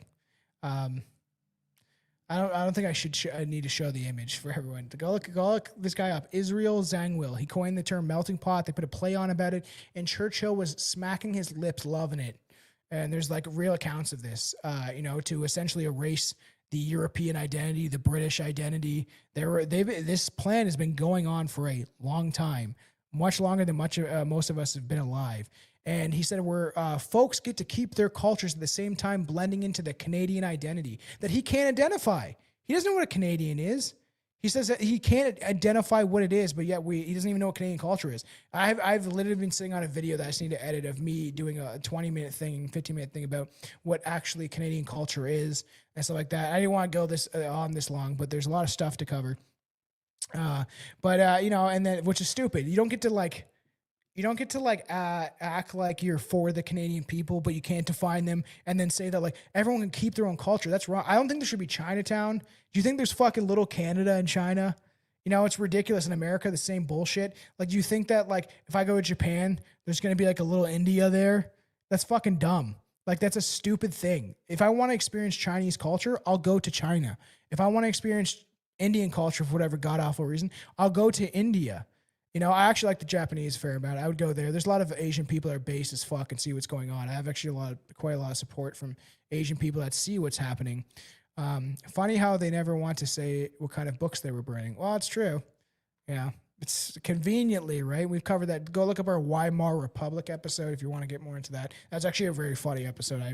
Me and Billy enjoyed ourselves. It's when he came down. But also, so it's interesting. He cites his Venezuelan immigrant wife, house full of Spanish-speaking Latinos, and invokes the 19th century PM Wilfrid Laurier. Canada is free and freedom is its nationality because we are already mixed up with Scots, Irish, French, English, and First Nations. Echoing Trudeau's lines, he said, where Muslims, Jews, Christians, Hindus, and Sikhs come to Canada and they just get along and eventually start intermarrying, essentially pushing race mixing, which is fucking crazy. That's also part of the Kalergi plan. And how diversity is our strength. He's doing the same thing. He's the same. He's a fucking leftist, everybody. You don't get it? The great thing about Canada is we've always sorted our shit out peacefully. Like the Protestants and Catholics tore each other's eyeballs out in Europe for like hundreds of years. And then we came to Canada and we just got along. And that's the great thing about Canada is like you can come, Muslims and Jews, Hindus and Sikhs. They come to Canada and they just get along. They come to Canada and they just get along. Grewal was killed. The 45-year-old moved to Canada in 2018. Grewal was outspoken and active on social media with thousands of followers, vocal in her opposition to the Khalistan movement. They come to Canada and they just get along.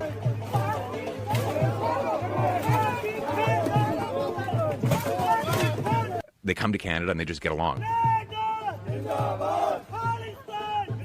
We live on the same streets. Eventually, we all start intermarrying, and it's a great thing about Canada. Fight against the real threat, globalism. Diversity is our strength. No, it isn't.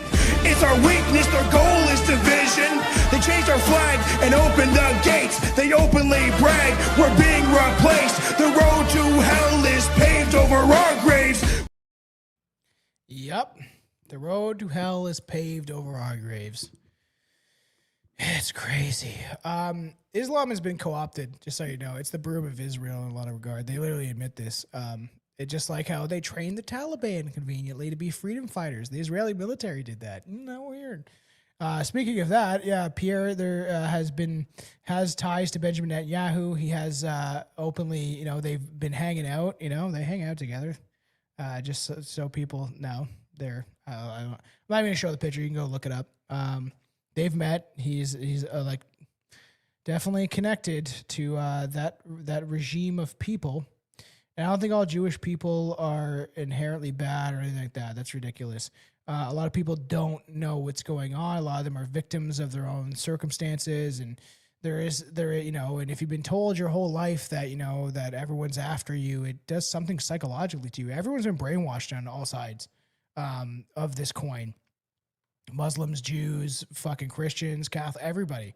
It's a system of control. I don't get how people don't understand what's going on yet. It's clear to see once you actually look into what's happening, right? This is weird. So just to quickly mention, where is that? This is interesting too. So Pierre positions himself as an anti-elite crusader attacking Carney's Brookfield mess, which is a mess. Carney's terrible, obviously.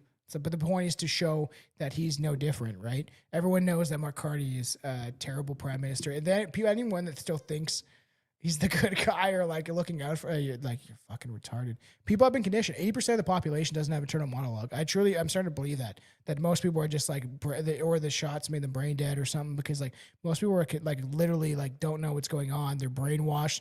They're completely insane. But disclosing investments, he has investments in Vanguard. If you don't know what that is, that's the whole ties to the BlackRock and still the World Economic Forum type thing. He does have stakes. He and other conservative MPs have benefited from the same asset class he claims to slam Carney for. Hence why he's probably worth millions of dollars more than what they're saying on Google. This isn't passive ignorance, it's selective blindness, where he demands Carney divest everything. His wife activities provide the family parallel to Carney's web. She is she is a co-founder, lead her forward with her Vanessa Mulroney, daughter of former PM Brian Mulroney, which, just so you know, there's been the intelligence agencies and the RCMP and all that stuff have stated that the elections have been fraudulent since the 80s. So if it's not real, it's not real. They've literally stated CSIS, can't remember what's his name, and then an ex-RCMP said it hasn't been. It's been fraudulent since the 80s. It's not real. And Brian Mulroney was the one that was actually in favor of the Century Initiative. It was the conservatives that were in favor of it, and that's where they were going to bring in 100 million people by the turn of the century, just more tax slaves. And the conservatives were on board with that. It's both of them. They both signed on. Liberals, conservative. It's a UNIPARTY. It's not real. Yeah, but she has connections to that, a networking group for women entrepreneurs that has hosted events in Shopify offices across multiple cities. They're just racking in the dough. Praised Shopify's platform and invites its presidents to speak at launches. Critics from across the spectrum note that this cozy up to these kind of like tech billionaires and these luxury brands is how they're making money. And then obviously the Venezuela family hypocrisy in 2021. We're working as a staffer for Poilievre, Ali MP, Michael Cooper, his wife, whatever her name is, Ananda or whatever, helped her uncle. Her uncle, a Venezuelan lawyer with a prior undocumented stay in Canada, deportations, and disputed convictions for aiding a drug trafficker's escape. So Pierre's wife helped a drug trafficker in Venezuela get out of prison. So what was his ties to that?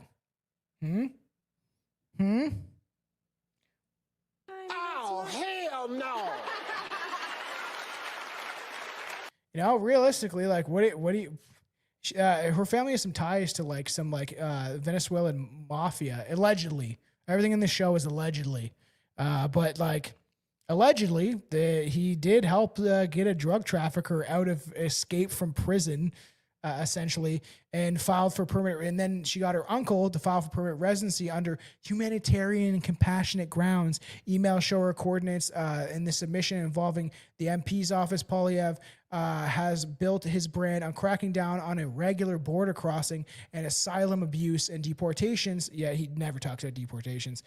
Yet his own family leveraged the system that he condemns. This isn't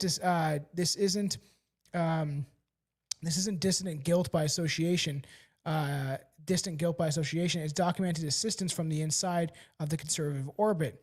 Both men, Carney and Pierre, have the same narrow Canadian establishment. Harper era overlaps.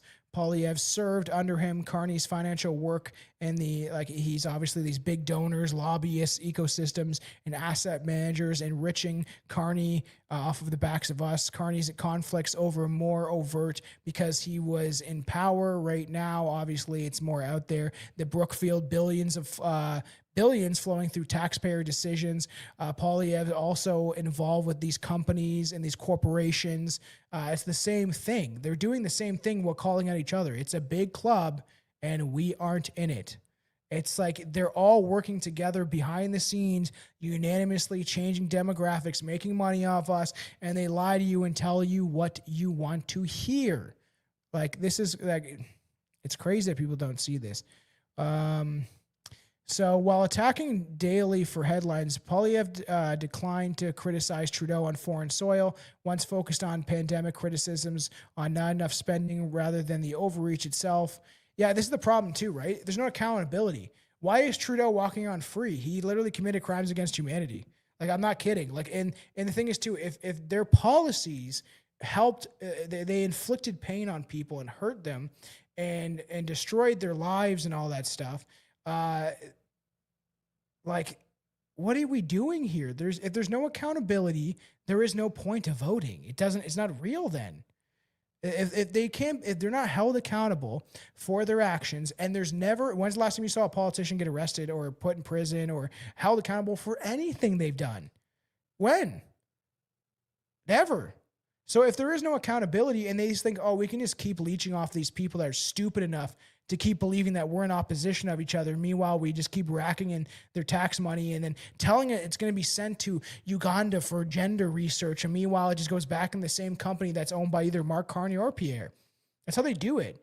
Oh, we're sending to Ukraine. How many fucking thousands of white men do they slaughter in Ukraine and Russia? All again, just a bunch of white people going off to die for a bunch of oligarchs and bankers. You know? It's not real. Like, I just don't get how people are like, if there's no accountability, and Trudeau himself doesn't get held accountable, which he didn't, and then Pierre's not criticizing that, and that was one of my biggest problems with the Joe Rogan thing. He spent 65% of the time talking about MMA. Canadians are dying. Canadians are dying in the streets. There is a fentanyl crisis, which should be classified as a lethal weapon, as a chemical weapon. He says nothing about that. He doesn't talk about how mass immigration is destroying the country. He actually advocates for it. He doesn't, he says, something about like, people claiming to be asylum seekers that are not. Meanwhile, there's people getting killed by Sikh truckers that are making the fraudulent to the system. Essentially, they are getting people from India, promising them a job here. These people in India are giving up their life savings to these people that say they'll get them a job in Canada. Then they fraudulently train them to get trucker licenses, put them out on the road, and they kill people. Nothing said about that. He said nothing about it. So it's the same. That's crazy to me. He said nothing about any of this stuff. He doesn't talk about like the foreign interference, because he's involved with it clearly. Like he had all these opportunities to say the right things. He doesn't say remigration. That we need to change this, or Canada will not exist. If the Canadian people do not exist, Canada will not exist. It will just say it's Canada, but it won't be Canada anymore. And he had all these opportunities. He didn't mention the demographic changed. He didn't want to criticize Mark Carney or Trudeau, even though, like, you're the opposition. If you truly believe these people are harming Canadians and their policies are hurting Canadians, you would be calling them out for it. That just shows you're a coward and a cuck to this system. Because, like, if you were really in opposition of them, you would be openly stating that these policies that Trudeau put in place, and even like the measures that Trudeau was able to use on the trucker convoy to beat people in the streets, to close their bank accounts, that like affected their lives. Dave Chappelle mentioned this once. If you take away a man's job, you essentially are killing him because he can't provide for his family. Then you're killing him. And all those measures that during the trucker convoy that Trudeau was able to use through this legislation was actually put through by Harper's government. So like, this is what people need to understand, that it's been how long are we going to play this tennis match for? I explained this to someone else the other day. I was like, so they're playing tennis, conservative liberals playing tennis, hitting the tennis ball. We're all watching in the crowds, essentially, right? That's how this is playing out. And every time they get a point on each other, we don't get those points. They get those points. They get that money. They get that rich lifestyle. They're all driving. Look at Jagmeet Singh, Jimmy Diwali, whatever the fuck his real name was, getting Rolexes, the champagne socialists, these champagne communists. They're all like enriching themselves off of our backs while playing pretend, getting pensions, multiple pensions. While they're going to take away our pensions, and Mark Carney's claiming that they're going to give away our pension money to fucking India. Like our money that we built and accumulated, that we've spent our entire lives investing into, and that they're all on board to, even the High Commissioner of India says, we can increase Canada's population because there's 2 billion people in India in the subcontinent. They have their own subcontinent, and only 27 million actual Canadians.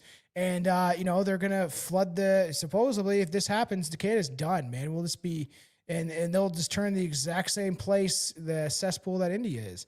And it's you're a reflection of your nation is a reflection of your people.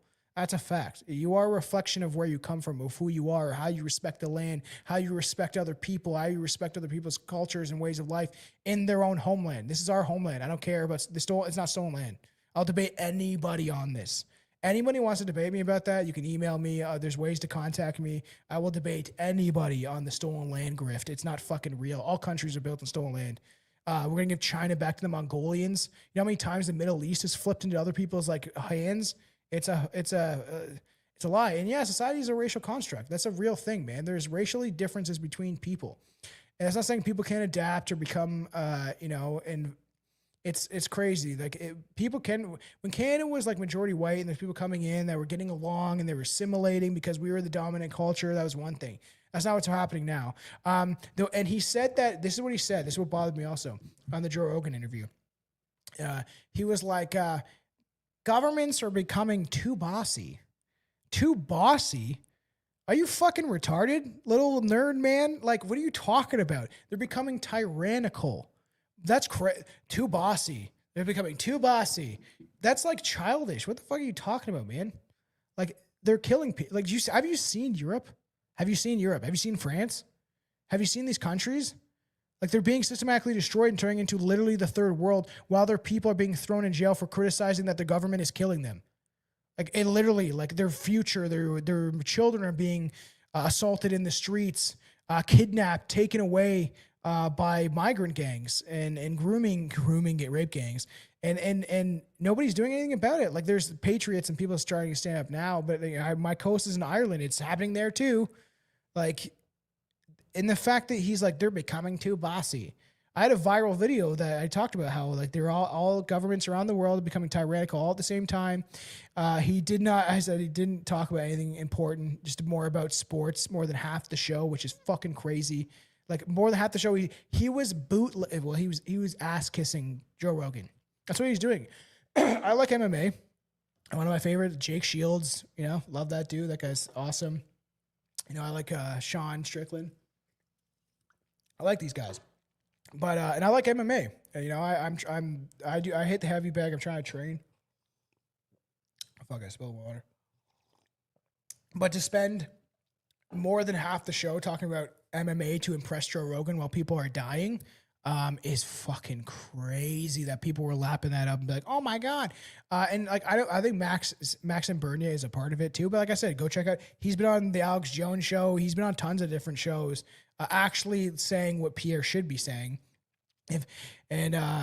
So it doesn't mention how the birth rates are declining and how to fix it. He doesn't mention any of that. Just, we can all get together. So the birth rates are declining because they institutionalized this a long time ago. They brainwashed Canadians in the 80s and said they were having too many kids. The world is overpopulated. They did this to all white countries around the same time that every country from Europe to America to Canada to Australia enforced some sort of immigration act all at the same time, all around the 60s or 70s, where they essentially opened the floodgates for people from the third world and foreign nations to come in and demographically change and shift. That's the Kalergi plan. It's, the great replacement. It's theory, right? It doesn't mention that. It doesn't mention how the billions of dollars that we spend giving to foreigners and sending to other countries, or paying foreigners subsidy wages, paying them to be here, paying refugees that are fake mostly, coming here, taking advantage of the system that our ancestors built and paid into, my grandparents, my great-grandparents, all the people that came before us that paid into the system, that created this system, that built this system, and then it goes to benefit people that show up yesterday and they get access to our healthcare, our social services, our benefits, child welfare, all that stuff, while our people are dying, and they're just handing over money that these people never worked for and never paid into, their ancestors never paid into, and never built this nation. And meanwhile, our people are dying, our birth rates are declining because of things like, there's a big push because of the stuff going on, there's feminism, abortion, all that stuff that's being pushed on the mass population. It was conditioning. It was done on purpose to decline our populations while they let the third world breed out of control conveniently, right?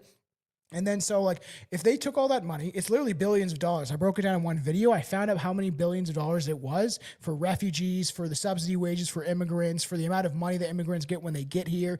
If they would take all of that money and they would push towards Canadians to have kids, then you don't need immigrants at all. And if they would have started this in the 80s, conveniently they brainwashed them not to have kids. And they pushed this radical feminist ideologies on people to take the women out of the home, raising the children, have the government raise your kids. And then because they needed two people to pay taxes, this was created by the Rockefellers. They were funding the feminist movement to essentially push for, there's different aspects of why they were doing this. But one of them was because they realized that there was someone in the home that wasn't paying taxes. And then you take the women out of the home and you have them in the workforce, and then the government is raising your children with sick ideologies. They're essentially teaching them nothing. It's more just a tool of conditioning, which I'll show you. One of the best videos I think that people should hear when Yuri Bezmenov. I play this video a lot because I think people need to understand what's actually going on. But like, all that stuff can be fixed. If they would have incentivized Canadians to have kids, they're like, there's zero growth. I know tons of white people, Canadians, the actual Canadians, that are having kids and stuff like that, but it's like zero growth. They're gaslighting you. They're making you believe that we need to have immigrants, right? And now you're cooking. Well, it's true, right? When bringing up South American folks to offset the Indian, none of them, no. We don't need more fucking people from foreign lands, man. No, Mexico they have their own thing. Everyone has their own thing, man. They need to incentivize Canadians to have kids. They spend billions of dollars. There's that guy that broke down that video. You could give Canadians each, actual Canadians, $100,000 each a year with the amount of money that they give to foreigners. And people are like, I can't afford to have a kid. And the thing is, I'm going to push towards people that see this, that maybe are younger or hear this and they're like, they don't want to have kids. Your ancestors endured thousands of years of struggles and sacrifice, living in the wilderness, shitting in the woods or whatever, right? Building log cabins. And for you to not want to have children after all they've done for you is that's selfish. People are like, oh, having kids is selfish. You know, because we're going to bring them up in this world. Your ancestors were fighting and dying in wars, and they still had children. They were fighting native tribes that were scalping them and killing their children and fucking boiling their hands alive in hot water. All sorts of crazy shit that people don't realize that the natives were actually doing to the settlers too, in a far worse, more brutal scale. And then you wonder why they retaliated the way they did in a lot of ways. And you know, they endured all that for you to survive. I exist because my ancestors thrived, right? This is our country. You can get the shirt on the Strange Brew Podcast merch site, but this is our country. Our ancestors built it and endured things you couldn't imagine today. And for you to give that up, it's fucking selfish yourself, right? So that's, you know, we don't need immigrants. It's a lie to alienate us. It's true. We don't need it. We are a thriving nation with like a couple million people. We didn't need all of these fucking people coming here. And it's all actually just strained and destroyed the nation from within. It's just made everything worse, literally. It's crazy. So let's just remember who the Canadian people are. Though much has changed since 1867, Here, I'll play this one first. So then, who are the Canadians? At heart, the core of the Canadian identity is that of British and French North Americans. In the words of Sir John A. Macdonald, the Prime Minister of the Dominion of Canada, it was clear to them all that the best interest and present and future prosperity of British North America would be promoted by a federal union under the crown of Great Britain. And it seems to me, as to them, and I think it will also appear to the people of this country, that if we wish to be a great people, if we wish to form, using the expression which was sneered at the other evening, a great nationality, commanding the respect of the world, able to hold our own against all opponents, and to defend those institutions we prize.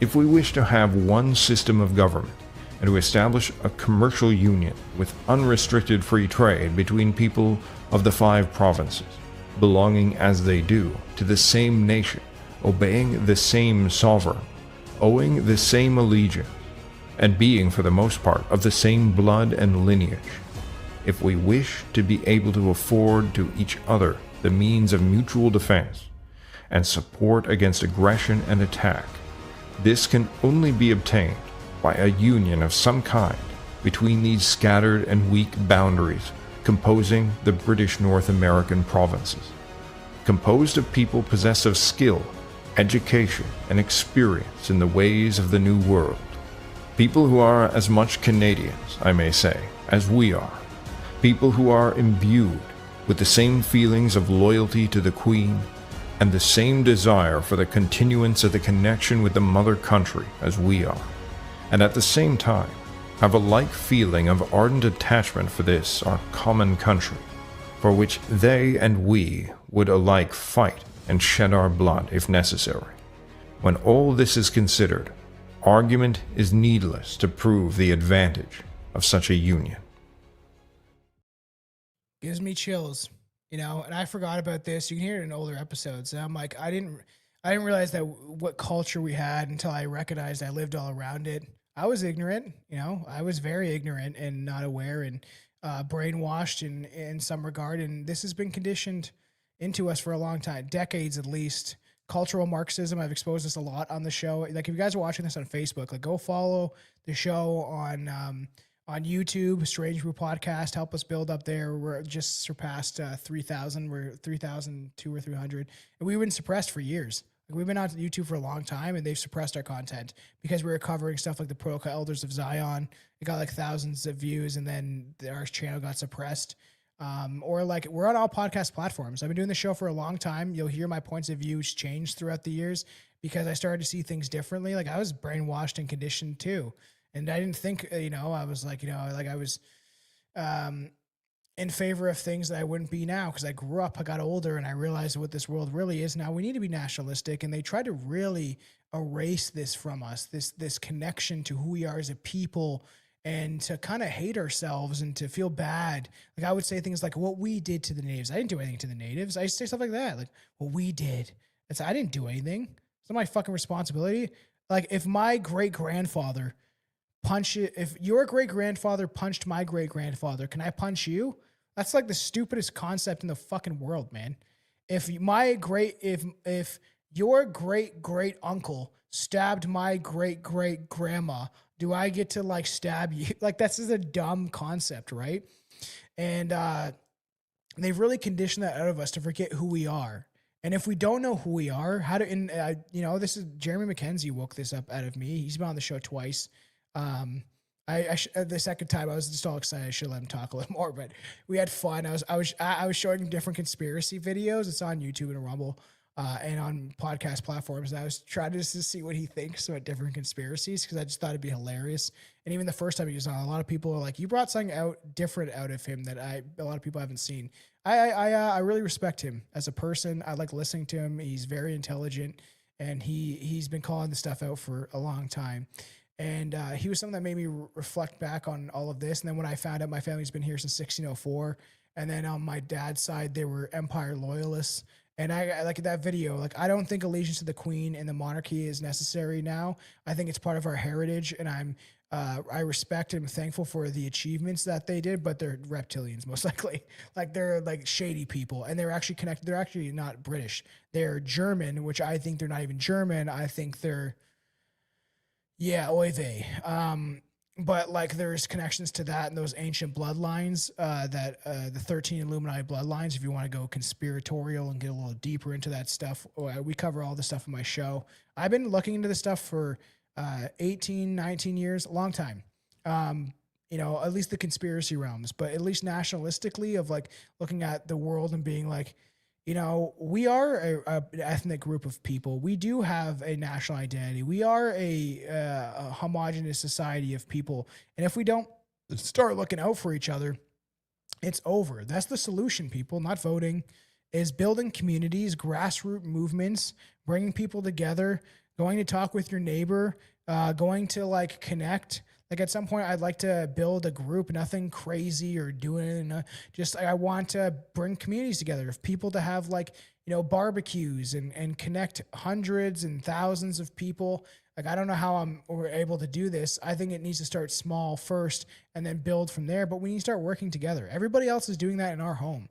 We're told that it's racist and it's white supremacy if we want to collectivize within our own homelands, if we want to look after our own people. Meanwhile, there's ethnic enclaves of people building, like they want to create a Punjabi-only healthcare facility in Brampton.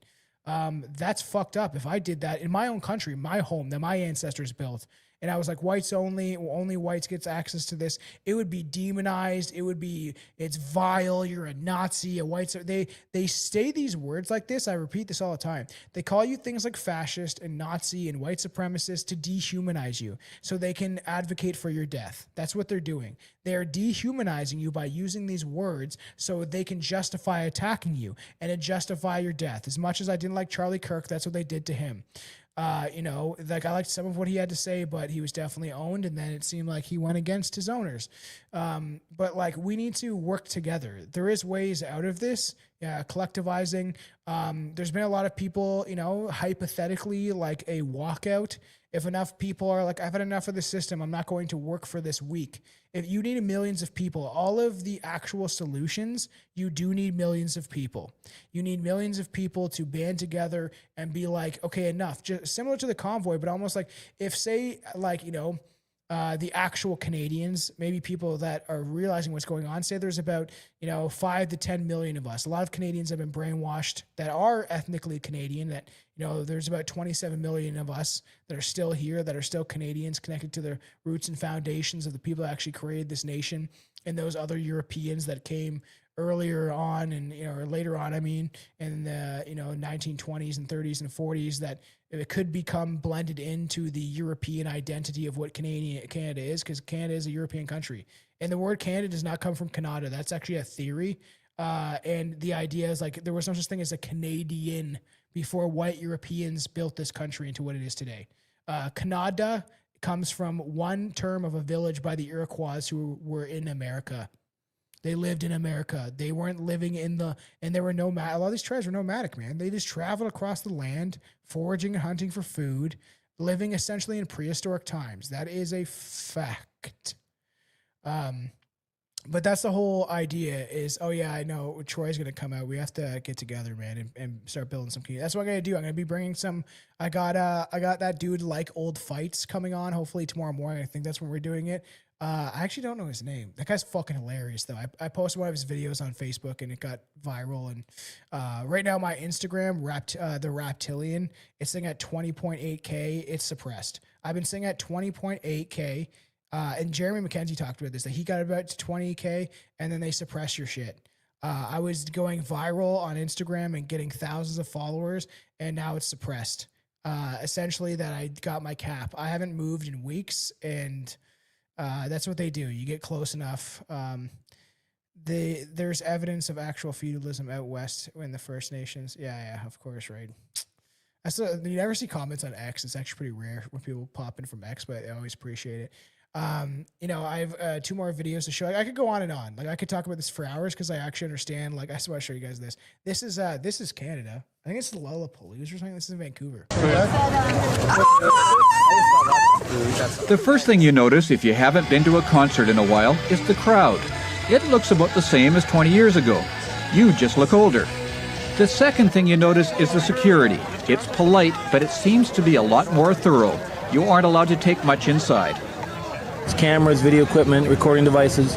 No bottles, cans, glass, umbrellas, lawn chairs, coolers, knives, alcohol, frisbees, banners, weapons of any type. Anything can be thrown or used as a projectile. Once inside, you notice a lot of stuff is the same as a couple of decades ago. There's still a Greenpeace booth. And there's still food concessions, although these days, instead of a burger, you're more likely to get falafel. Well, I thought the product would sell at Lollapalooza because it's an alternative sandwich and it's an alternative crowd, and I thought, so I suit the sandwich for the crowd. That makes sense. Generation X meets the Middle East. There are other changes as well. For heavy metal fans, there's a heavy metal tree. And I don't remember giant human gyroscopes before, although there's a reason for this. It seems dancing at concerts has changed. 1, 2, 3,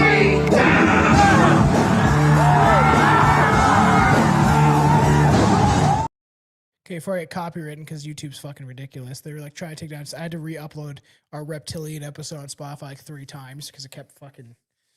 Oh man, they kept taking it down for like all these literally 15 seconds of a song. Look at the demographics of that video. That's a huge concert. I can't remember. I think it was Lollapalooza or something like that in Vancouver in the 90s. That's like 1998 or something like that. Look at the demographics. It's all pretty much white people. That's because that's what Canadians were.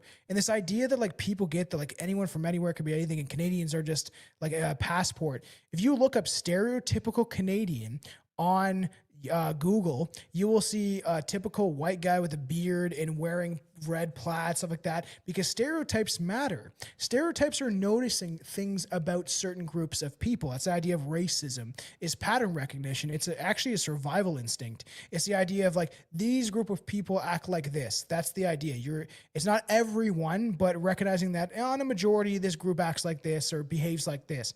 That's the same thing with like, essentially this idea of recognizing these different ethnic groups and the way they treat each other, the way they look at the world. We are genetically different. That is a fact. Doesn't mean it's inherently bad or good. At the end of the day, we're just different. It's a fact. But if you look at the demographics of that video and you understand that like the stereotypes matter, that Canadians were viewed for almost the entire conception of Canada, and especially within, the 70s, 80s, and 90s of Bob and Doug McKenzie, of these toque-wearing, lumberjack-looking white guys that drank beer and would get into fist fights in hockey, and I'm not into sports or anything like that. Dog, did you go? That's crazy. Best concert of my life. That's fucking crazy. I didn't know. If you went, that's nuts, dude. But if you look at the demographics again, right? That's what Canada was. It was a white country. That's what the Canadian people were. That's what I remember. All of growing up, man. Like that's what Canada was everywhere, pretty much. Even in the 90s, it only recently changed and shifted in the last 20 years. All these Indians and other ethnic groups claim we've always been here. No, you haven't. There's literally statistical proof that you have not. The majority of these people have came in the last 20 years. That's about it. So this is one video I always play. People need to listen to this, take this in. This is what's happening to you and the population. This is happening to everybody. This is the greatest breakdown of what's happening to the Western world. Okay? Like, listen to what Yuri Bezmenov is saying. This is one of my favorite clips because it's what's going on, everybody. Ideological subversion is the process which is legitimate, overt, and open. You can see it with your own eyes. All you have to do, all American mass media has to do, is to unplug their bananas from their ears, open up their eyes, and they can see it. Only about 15% of time, money, and manpower is spent on espionage as such. The other 85% is a slow process which we call either ideological subversion or active measures, активные мероприятия in the language of the KGB, or psychological warfare. What it basically means is to change the perception of reality of every American to such an extent that despite of the abundance of information, no one is able to come to sensible conclusions in the interests of defending themselves, their families, their community, and their country. It's a great brainwashing process which goes very slow, and it's divided in 4 basic stages. The first one being demoralization. It takes from 15 to 20 years to demoralize a nation. Why that many years? Because this is the minimum number of years which requires to educate one generation of students in the country of your enemy, exposed to the ideology of the enemy.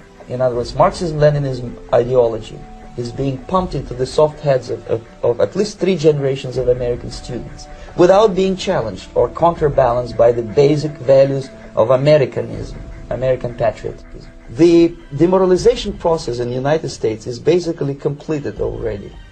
For the last 25 years. Actually, it's overfulfilled because demoralization now reaches such areas where previously not even Comrade Andropov and all his experts would even dream of such a tremendous success. Most of it is done by Americans to Americans, thanks to lack of moral standards. As I mentioned before, exposure to true information does not matter anymore. A person who was demoralized is unable to assess true information. The facts tell nothing to him. Even if I shower him with information, with authentic proof, with documents, with pictures, even if I take him by force to the Soviet Union and show him concentration camp, he will refuse to believe it until he is going to receive a kick in his fat bottom. When a military boot crashes then he will understand, but not before that. That's the tragic of the situation of demoralization. So the next stage is destabilization.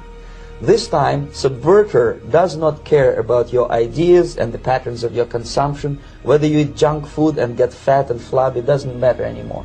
This time, and it takes only from 2 to 5 years to destabilize a nation, what matters is essentials: economy, foreign relations, defense systems.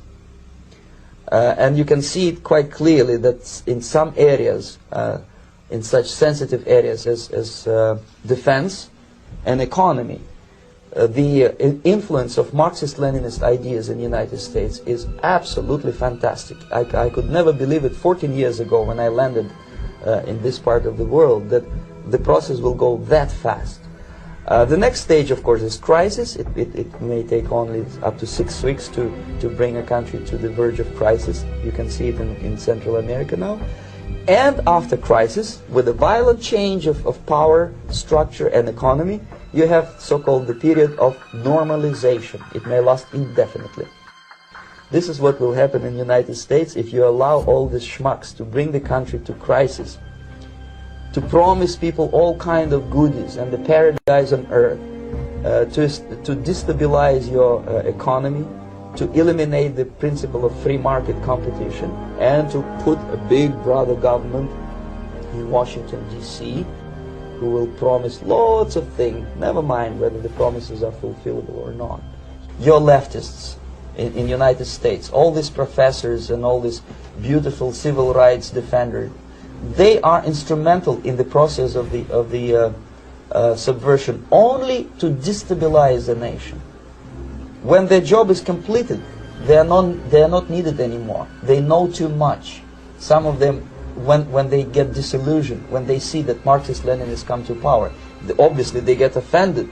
They think that they will come to power. That will never happen, of course. They will be lined up against the wall and shot. One of the most important videos, the whole interview, is the most important videos to, I think, that's out there.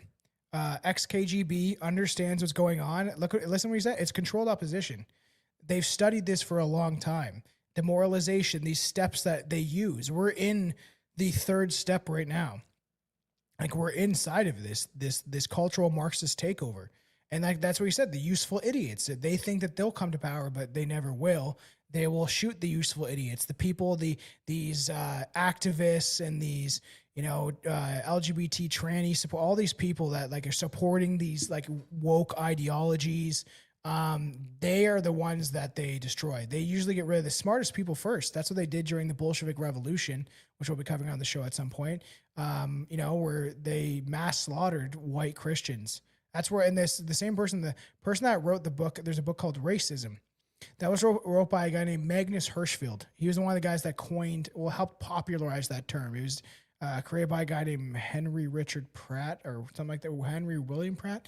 And this guy would be considered a racist by today's standard. But he popularized this racism ideology and isms, and he was in the Weimar Republic, and it was Magnus Hirschfeld that opened the first transgender clinic.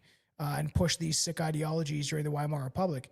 And then you have Leon Trotsky, who coined the term racist. He popularized it to browbeat dissidents of the communist government.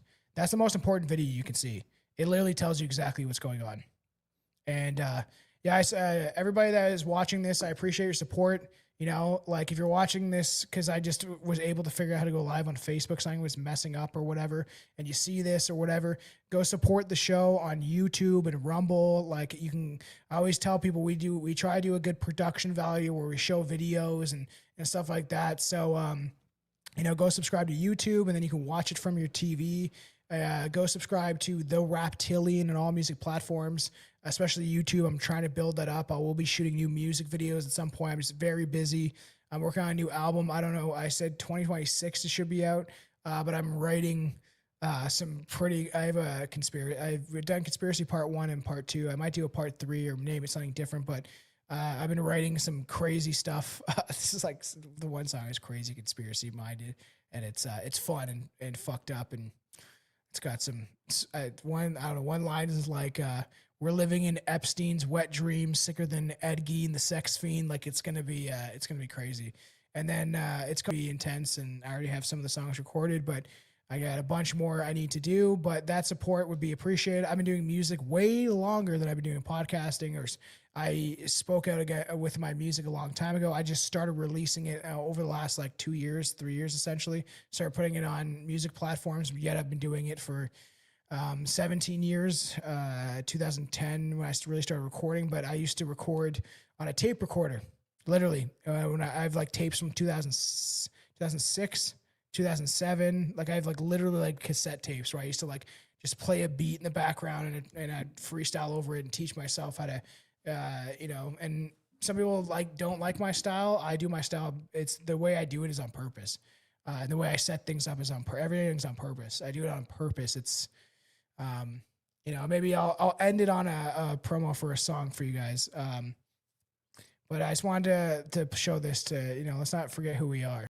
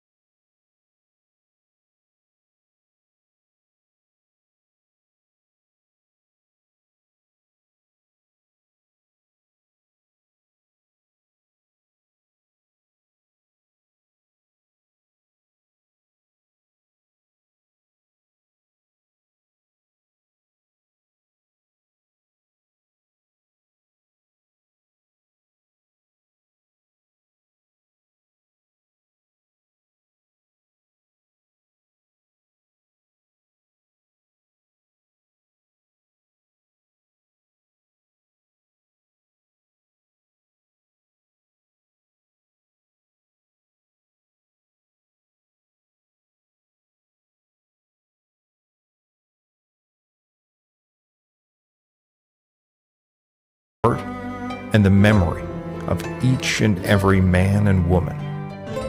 If this is forgotten, cast aside, or attacked as a relic of an unenlightened age, that nation will die, no matter how wealthy it might be, no matter how many trade deals it might have, no matter how large its population.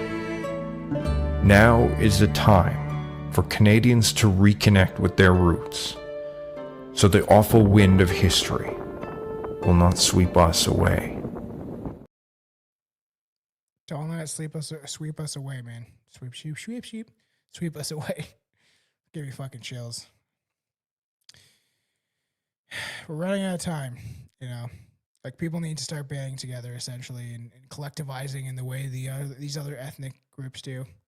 Like, we have so much to protect and to care about, and our children. I will teach my children real history, not this fucking cultural Marxist lies of this fucking stolen fuck your land acknowledgements.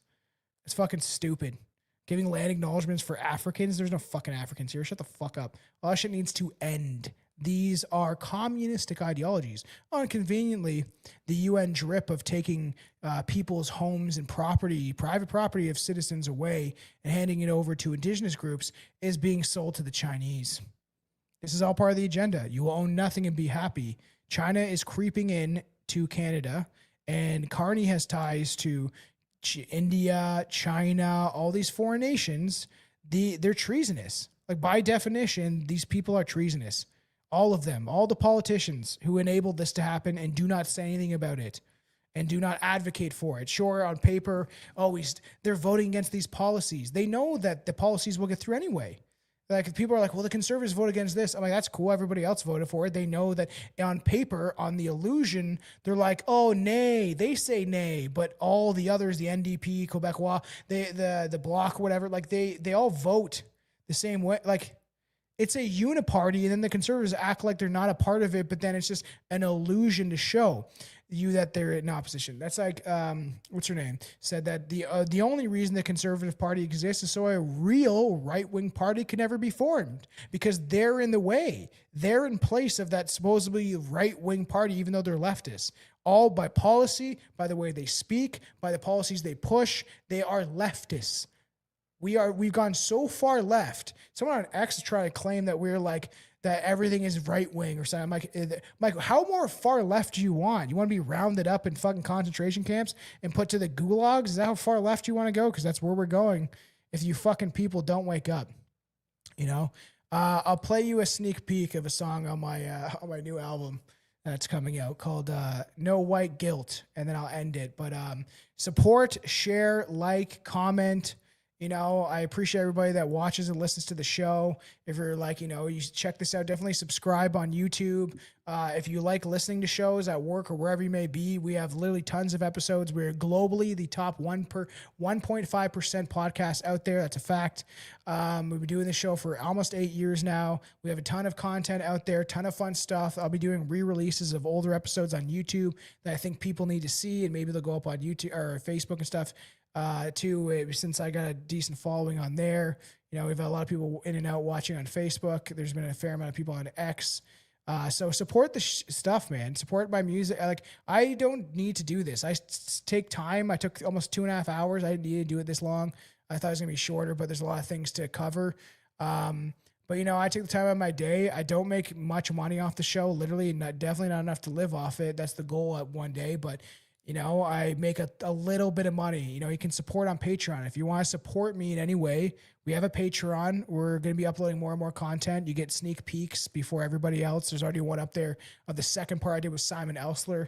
I love that guy. It was a really good episode. We talked about Trump and Epstein and the Agenda 2030 and what's happening to Canada. He's out in Toronto. He's very well-spoken dude that has dived pretty deep into the cultural Marxist communist agendas. So all your support is appreciated, liking and supporting. And if you want to do a donation or whatever like that, Patreon, we literally have one tier. It's $3. We just do this to build up content to allow people like, hey, we're giving you cheap. Like even on the Even when it comes to audio, some guy was like talking about what ads we have, and I was like, we don't choose our ads on, and I actually set them so you only hear an ad before and after the show.